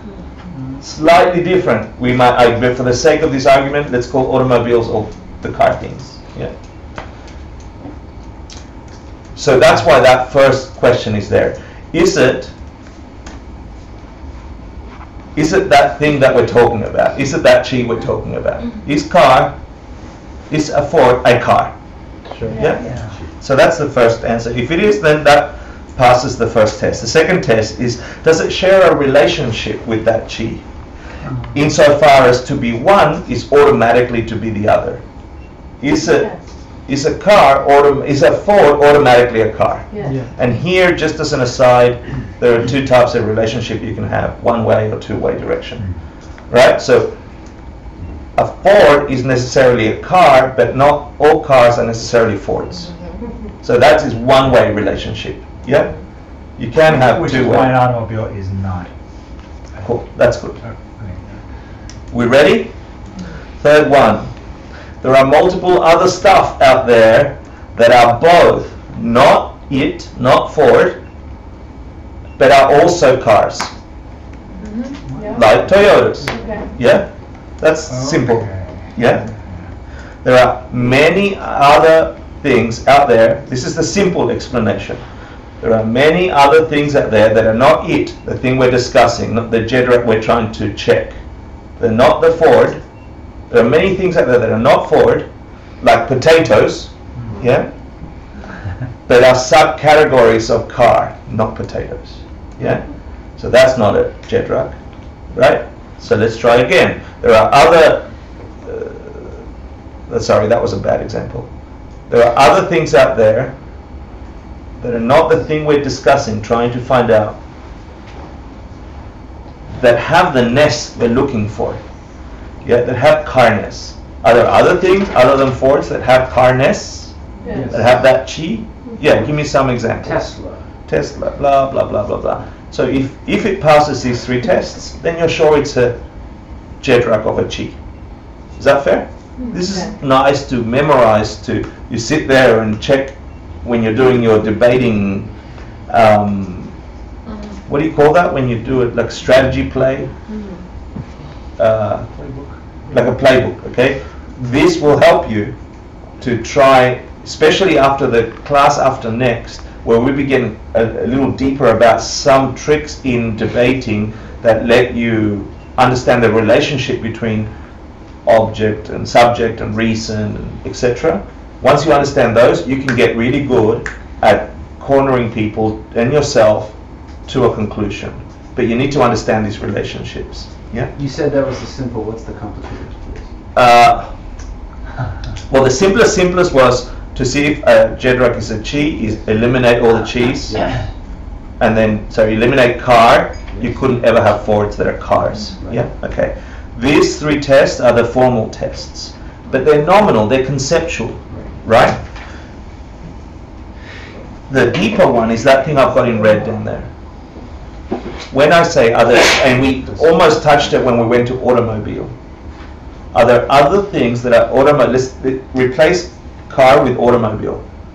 Is Ford a Jedrak of automobile? Yes. Sure. Fair? That's it. You got it. It's not a big deal. That's true. Yeah? Good. Are there other things out there that have automobile-ness that are not Fords? Yeah, there are. Yeah? What dunchis come up in your mind for those things? Because it's a little broader than car, isn't it? Trolley, right? It's a little bit more. So your mind is grouping stuff into this nessus. When you dive into what the hell is automobile-ness, what has to comply to fit in there, if you go and begin to meditate on that and just check on that, after 5 years or so, you'll come to emptiness. You'll get to see where your mind is trying to connect things to that ness. And then you'll ask, what the hell is this ness? Where did this come from? How did I get in this nest? How did I get in this nest? Stop it. Is there a mechanism for like linguistic problems within debating to like catch that? The problem with that is I don't understand the Tibetan that well. There are in Tibetan.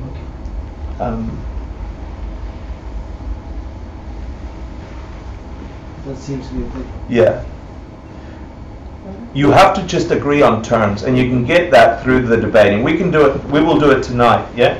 At the last example, you just have to the best of your ability, be as clear as you can, or as vague as you need to be to push the other person to where you want them to go. Yeah. So you use linguistics. I think we should take a quick break before I ask you if sound is takpa or mitakpa. Do you remember what takpa was? Oh, not changing. What's changing and what's unchanging? Takpa is I think it's me takpa. Working or Takpa is unchanged. Unchanged. No, not. You were right the first time. Take a break. We'll come back at 9:30, 9:35. You got other snacks out there? No. No? No? Yeah, there's some. Then grab 5 minutes worth of toilet break, a drink, and then we'll answer this question, and we'll actually debate for half an hour. Yeah? Yeah. But I'll give you some debating tests first. And the debate was, it's a classic Tibetan debate. The debate was that the universal sound Om is the essence from which everything comes. It's an unchanging thing. It's like the God particle, right? So the debate was, is sound unchanging? And then you have to debate, right? You have to say, consider sound. It is a change. If you were debating with these people that said, the sound Om is unchanging. It never fluctuates. It's the essence from which everything comes, right? That was a belief system. That's why we chant Om. That's one of the reasons. Yeah? And if you were trying to get to reality, not trying to prove the Buddhists right or trying to be correct, you're trying to get to reality. You're trying to get, is it possible that Om is an unchanging thing? If you were a debater walking around India with your map of all existing things, some are changing, some are unchanging, in the changing things. You have physical and mental, roughly, and then the ones that are both. Where would you put sound? Function? Changing. I would put it in changing. Both. Yeah. Changing. It's both. Define sounds. Oh, good. Whoa. Sound is produced. Oh! Yeah. So if sound is produced, let's find those synonyms for Wait, it's- producing. It's not the definition. Changing. I know it's not the definition, I was trying to get them somewhere else. But I would Changing thing. A produced thing is necessarily a changing thing. We learned that as a definition, right? Okay. So how would you place the argument, the debate, using the three things you would to pose a debate to someone like that? Consider sound. Consider sound. Yeah, you got the subject. It's a changing thing It's a changing thing because it's produced. because it's made. Yeah, it's produced. Does that make sense to you? Yes. Yes. Yeah. Duh. But is a sound, but that doesn't necessarily mean it's a changing thing. It means it's the quality sound. Sound is produced. He's just said sound is a changing thing. But Om is a concept, it's not a sound. Oh. How about the sound? Consider is sound takpa. It's an The sound of How it. can you Are prove you it's saying- produced though? Well, if it's a because it sound. wasn't there and now it's here. But I can make it. universal- Can you make? But can you make the universal ohm? Yeah, is this... Oh, that's a really good debate. Yeah, Are back you to saying ohm or are you saying the sound? of That's it? right, it's the sound ohm, Sound necessarily ohm. the universal. Yeah. Right, and is there such thing as a mental sound? Yeah. Oh, nice. Whoa. Can you have a dunchi of a So then sound? define sound. Okay. Well, sound is anything that you No, hear, It right? has a source, right? Do you hear all sounds? But you can feel it. Someone has to hear it. It's not debating time yet. Yeah. I just want to give you some concepts.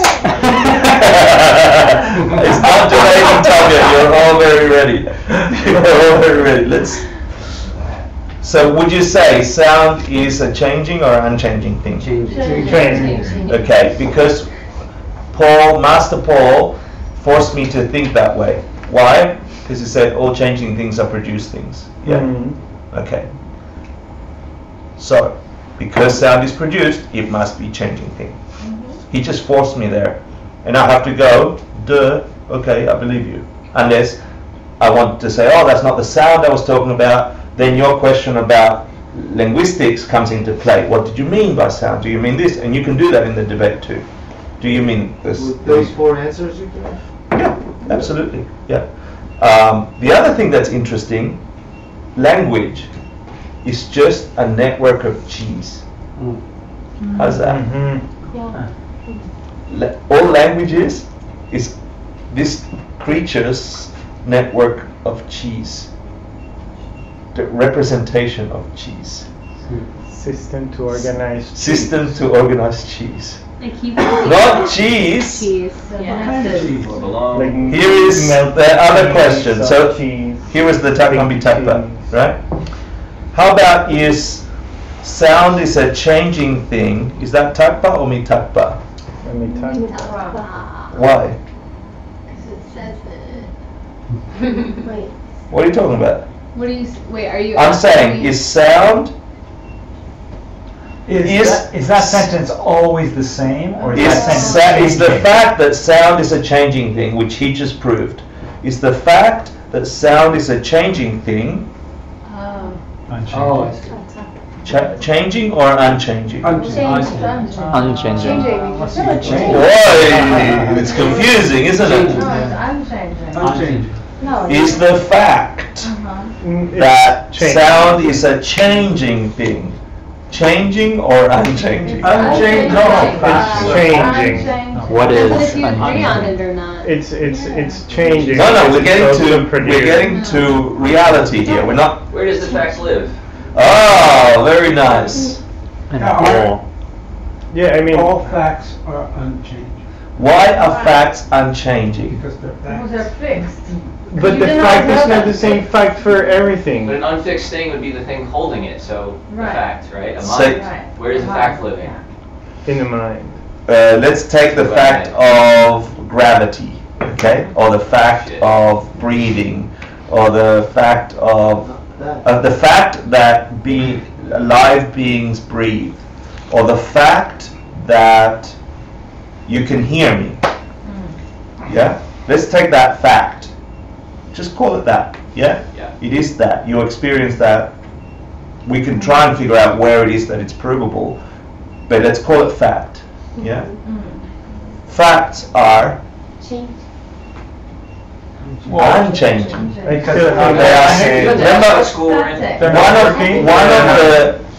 All schools understand this the same. Yeah. Takpa, unchanging, that small group. Yeah. Facts sit in that group, because that one of the explanations of takpa, which wasn't the definition, it's a stable thing. Right. Yeah. For now. Huh? For now. Like No. Barack Obama's the president. That's a fact, right? Yeah. For less than 12 more months, right? Yeah. So it's a fact that's true now. That's it now. The statement. The statement is a fact. And in January of next year, that will not be a fact. That's fine. Right. It sort of sounds like something also that is unchanging, that can be and then not be, and while it is unchanging. It's stable. It sounds very similar to something like that. Yeah. Right? But isn't a fact functioning? Oh, does a fact perform a function? That's a really good debate. Okay? Does it change while it's performing that function? Depending on the. It can't change. If it's a fact, it's an unchanging thing. It's a fact. Obama could resign. Yes, but it's not. Remember, the difference between changing and unchanging is the implication is that it's growing and coming out of being, or is stable. It's as not unchanging. permanent. It's just It's not permanent. Yeah. It's not permanent. It's just not changing.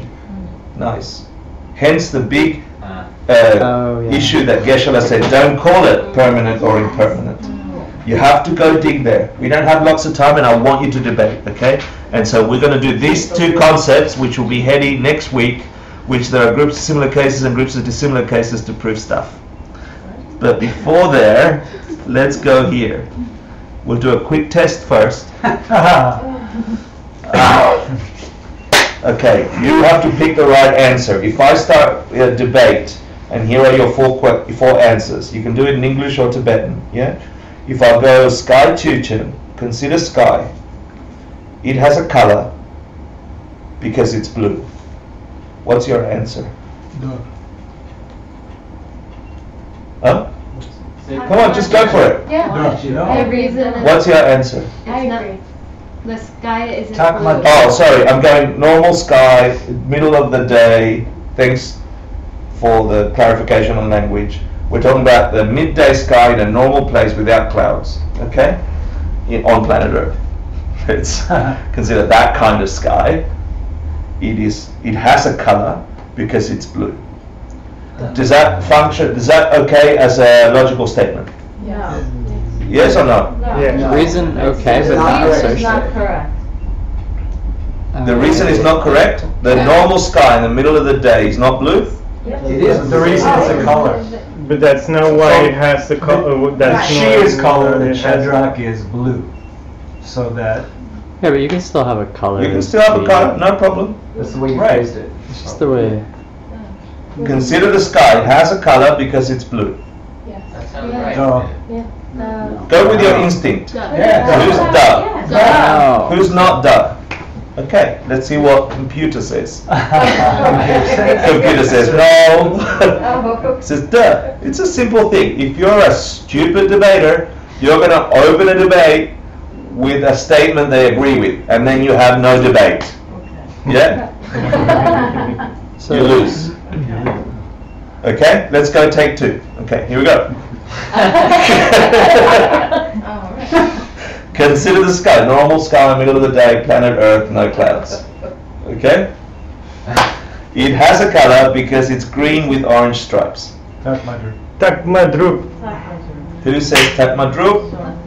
Who says kaba machum? Who says duh? This is teacher. It says.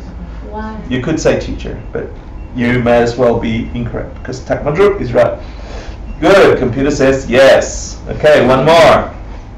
Consider sky, normal sky, middle of the day, planet Earth, no clouds. It is green with orange stripes because it has a color. Kyabamajum. Why Kyabamajum? Because your assertion is incorrect. Reason is okay. Thank you. Because the reason is okay. The sky does have a color. Yeah? But that doesn't mean that the assertion is right. That's cool. Thank you, Paul. You're quite welcome. So this is all I wanted you to practice. Now, oh correct, ding, computer says yes. Now, this will go at 10:15 I think, if you want to stay. If you don't want to stay, you can stay for 5 minutes. But what I want to invite you to do is to come up with some argument that we can do together, like something I've written before, or something you can have yourselves if you want to create it. How about this? Consider a person. They cannot get enlightened because they are incapable of generating compassion, great compassion that stays. Consider a person. It's not possible for them to get enlightened because they can't generate great compassion that stays. So wait, your assertion is that they can't get enlightened. Yeah. And the reason is because they can't generate great compassion that stays. Yeah. Okay, talk about it. No, I would say teacher. Can you define stays? Are you saying like of one specific person? Like this person can... Ooh, would like, it be Kyabamajun? Because the assertion is not right. Yeah, the the reason person could. But the Yeah, I agree with you. because the person can get enlightened, but the reason you could answer both there. Okay. Oh. Yeah. You could answer both, but it's good. Your choice of which one you answer will determine my choice of what I say to you next. Okay? So, are you happy to use that as an exercise where all of us together, every week, knock this one out? And what this means is that you'll sit down and you'll come up with possible answers, like you would say Kyabamachum or Takmadrup, or you might choose to say Chichir. And I might go, you're an idiot. I just told you why. Because that they can't generate enough great compassion that stays. Right? You can do like a chess game to say, if he says that, I'm going to say this. And if he says that, I'm going to say this. One side of you takes the question, one side of you takes the answers, meaning one side of your group. Yeah, if I group you into groups of 4. And then as a class, we'll get together more and more and more until we have 2 groups of people that have a bunch of practice on this question and have gone deep into breaking the answers, and they test those out with other people that they don't know what they've been planning, but you have your own answers and questions, and it'd be really sexy to see you play that out. Sexy. Do you think that's possible? Yeah. So, because do you want to practice, or do you want to go home and take it mentally? Practice. Go home? Okay, let's go home or practice. Home? Be okay. It's just Stephen who locks up, by the way. Okay. Oh my goodness. Let's have 5-minute practice and then we go home. Yeah? Okay, done. So, can I get you to be next to a person? Yeah, or get 4 of you together, group yourselves in any group whatsoever. If you need to go, thank you for staying. And then get a sheet of paper. If you need a sheet of paper from someone else, Stephen's got some. Don't drop things. And one of you write down the question, which is, consider a person. Do you want paper? Yeah. Yes. And pens? No. No? Do you need paper? Yeah, we need you. That didn't work. That didn't work either. We're waiting on. Yeah. Can I join you guys? Yeah. So one of you write the question The other one, write the two answers and together figure out what the next question would be and what the next answer to each of the questions would be until you stop. We're using your example. Yeah. Consider a person. They cannot get invited. Are you guys As many as we want. Consider a group. It can be 4 or 5 people. Consider a person. Because Can you say the question? Consider a person is the subject. Okay. They cannot get enlightened is the assertion. The reason is because they are incapable of great compassion that stays. They are not capable of great compassion that stays. I chose this question because you already have some answers to a bunch of these questions. Great compassion.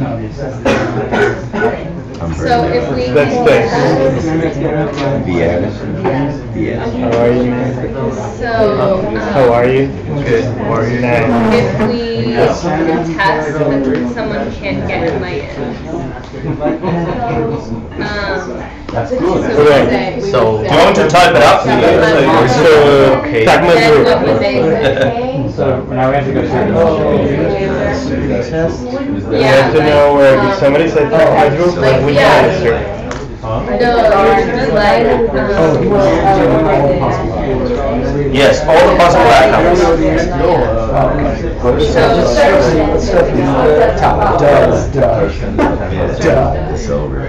Well, that is yes. So that just stops the argument right there. So we agree with the well,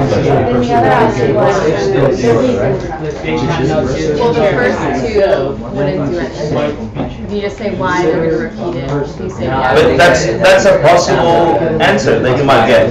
If you're debating against them, they might just go why. And then we just repeat it again. What I'm saying is it's one possible outcome. Don't dismiss all possible outcomes. So I'm going to just write it. If you would, yeah. And then what kind of attack would you go? You might use the fourth phase to give an example. So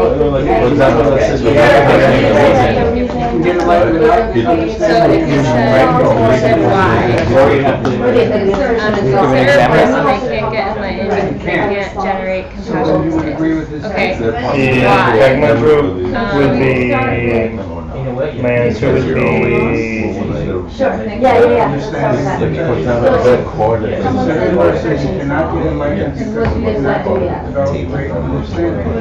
So they're saying, we're trying to say that they cannot get enlightened. So we have to get back to say why.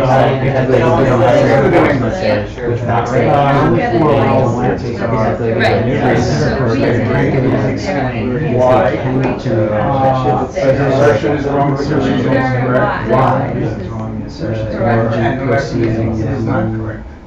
that's what you have to do. Well, we'd have to say without compassion that stays. We'd have to prove without compassion that stays. Or they can get without enough virtue. Oh, well now. Oh yeah. You can, but we're just whoever talks Right. I'm with I mean, Right, you but can go we into can't there get you enough want. compassion. So that's what I'm trying to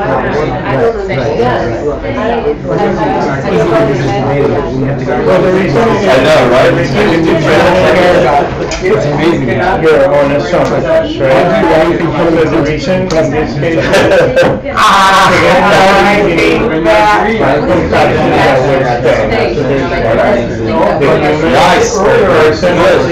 they can generate compassion, but it will not stay because human compassion changes. The person changes, so their compassion is not always there. That would be my answer to that. Is this a someone who has received what is the great compassion? I don't know. I was asking that. Yeah, James is that doesn't go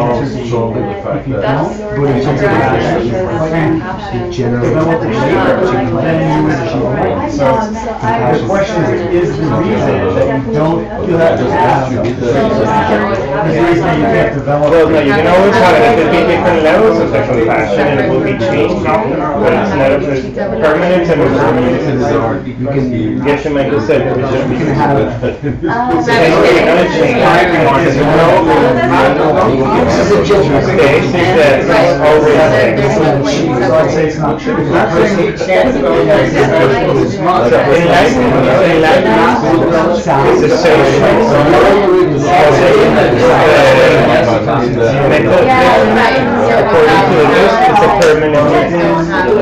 the permanent cessation of mental nirvana. To get enlightened, you have to have nirvana. If you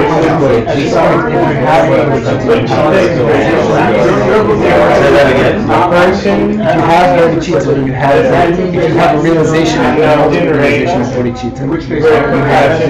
I thought enlightenment That's very cool. So you can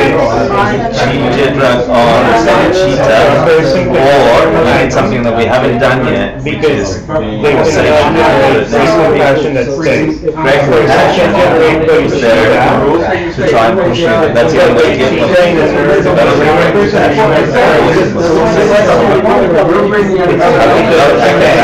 that's what keeps you over. So how do you make it stay though?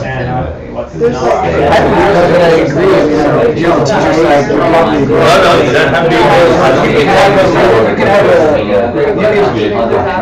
You can have like insane really devotion and following like Tibetan style path and jump off a cliff and you know, or you can have a profound like get into insight. What are you writing there, my friend? You can have profound insight, I think, for what I understand, into realization which you wouldn't have very passion about, but a great compassion that stays. You could have a realization of bodhicitta, and then that would be the result of that realization. Well, it's that. I think why you can have the ultimate bodhicitta.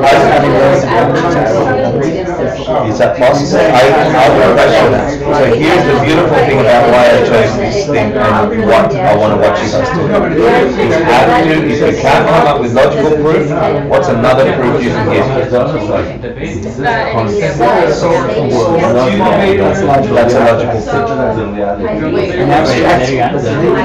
Scripture from the Buddhist Philosophy. So you would then have to know. No. Then I would go down the track of going, what are the 7 stages of developing bodhicitta? Remember that list? So that will help you with one part of that. Right, and then you have to go back and go, well, have I heard this argument before? But that's the job as an attacker. Beings don't have enough time to make compassion, so you can't get enlightened. So we put remember the Sarvikas? So how many times all that for the text we studied in the ACI? Well, you examine your assumptions because we assume because we were taking this path for a while that Dr. Krishna was talking about what's the fixation of the mind. I don't know if everyone else is going to go there, but you could go down the path of proving that a being has enough time to get compassion over life.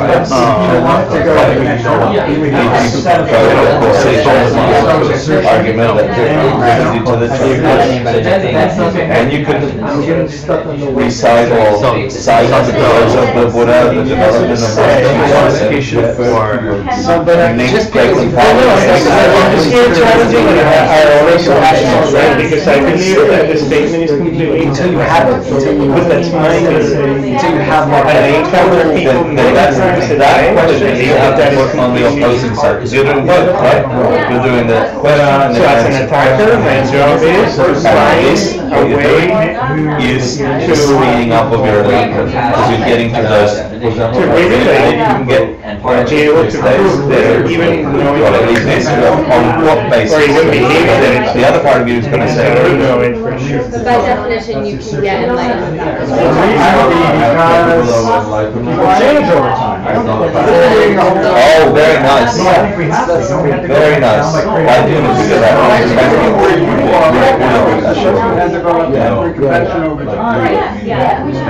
So I would say, so my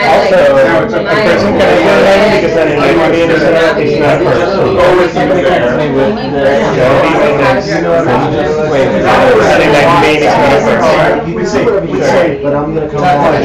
We're gonna change it next week. And then we're gonna change it again once we're done the relationship between wanting.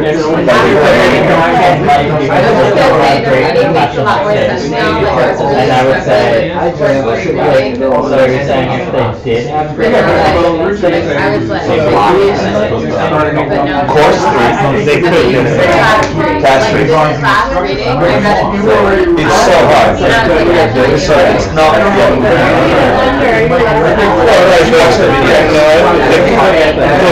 Okay, ladies and gentlemen.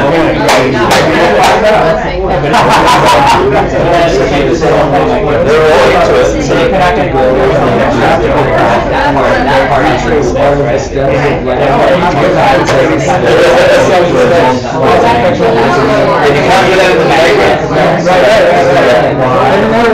Can you grab them?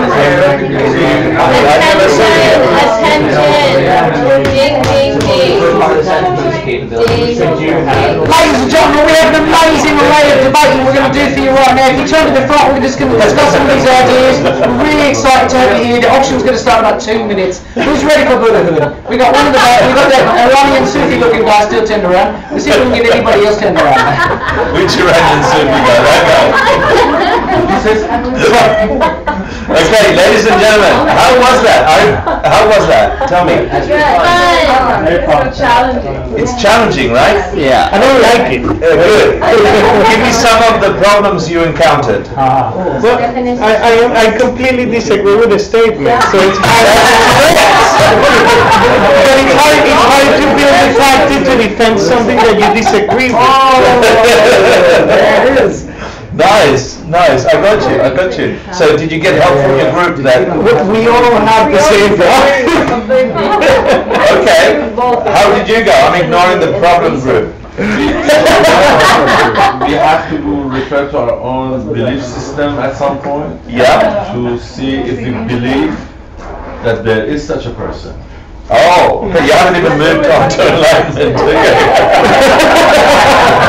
No, I think he's saying. Oh, I see. Oh. Or the opposite. Oh, that's good. Or is there? Can a person get enlightened? Yeah, that a person can be enlightened. That's good. Anyone else? What did you guys do? Yeah, you guys. We had defining terms issues. Yeah. Good. Who had defining term issues? Also. Great. Who had proof issues? Who had proof We issues? put in a time factor. You did? Yes. Give me an example. Well, Richard did. He said the person could maybe be enlightened in some future lifetime, could develop great compassion in some future lifetime, at which point he could become enlightened. Great. So then, or she. And then I would say, I don't believe in future lives. Well, that was our question. Or actually Richard's question here. He thought he should develop a whole new debate here. No, you are. You're supposed to. But just his question back to you and then your question back to him, right? It's not coming up with a whole new assertion and a whole new... No, he would just push me by saying... in the future. But he's questioning my reason, right? So he might say, Takmadrup, I don't think your reason is... If he's going to say that reincarnation doesn't happen, for example. He doesn't need a whole new assertion, he's just... We don't have to explain why we say No, you have to push me to go there. And then Yeah, and I'm going, oh my goodness, what the hell, don't you get it? And then so you at this point it's just a back and forth. That's what it is. We haven't yet gone into some of the mechanics of the relationships between what's a good reason, a valid reason, as opposed to an invalid reason. We haven't gone to checking those relationships. But I don't want you to lose track of that beautiful thing that you said. We had to check our belief systems. The point of this bloody thing is for you to check where you stand on this issue. Can you get enlightened? Is one of the causes of enlightenment great compassion? These guys had a great answer because I screwed up the question, I didn't know. But it's still good because he got you to proof. Then the other problems with proof is there's two ways to prove something. One is through logical reasoning, right? The other one is? Point to it. Scripture. Scripture quotes. If you're in a scripture context, meaning a monastery and the rest, right? And for the purposes of our study, I'm going to say anything you learned here in the ACI courses is up for grabs, so long as it's a quote from scripture. Yeah? So you could say, do we have enough lifetimes, push down the debate of proof of future life. So you have to remember Dharmakirti, you have to remember the Charvakas, you have to remember the proof they said about Nirlangi cure, the principal cause. You have to, where do you stand on that, right, if you're going to go there? Or you guys went even better. They're like, hold on, enlightenment doesn't mean Buddhahood. You don't need great compassion to get nirvana. Oh damn, they killed me, right? And I haven't even started. So do you see how just 10 minutes of pushing just a simple question that we practice all the time, may I get enlightened for the sake of all living beings, blah blah blah blah blah, right? Like we all the time. But where are you on it? And how does that drive your behavior? It makes it much more alive, right? So I invite you next week when we sit down and do this, we'll go through this again and we'll start getting those people to fight with these people on this topic, yeah? And then you can fight with each other and say, oh, let's answer this one, and then let's answer their answer with this one, and do this, yeah? You were going to say? No, stop lifting up your hands. Okay. Oh, I have a question. Yeah. Wait, great compassion, does that, can you define it?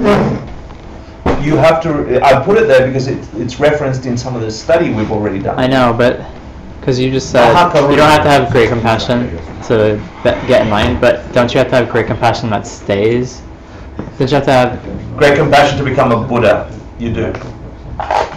Yeah. To get bodhicitta, to become a Buddha, which was my mistake. I misworded the question. I meant reach Buddhahood. But she's like, I can get enlightened if I'm having a Hinayana response to you. Right, exactly. So it's what enlightenment we're talking about. Which I'm like, damn. Oh, I see what you're saying. Because we were thinking of enlightenment. As soon as I learned something, you know, like I'm like, that's the purpose of it. Because I thought we were in a Mahayana class. Okay. I thought we were in a Mahayana class. Let's say thank you, dedicate all the goodness that you've had. If your head hurts, oh my Lanta. Can you get the Iranians to stop terrorism in the corner there? Excuse me, Sufis. Go. Hey, no!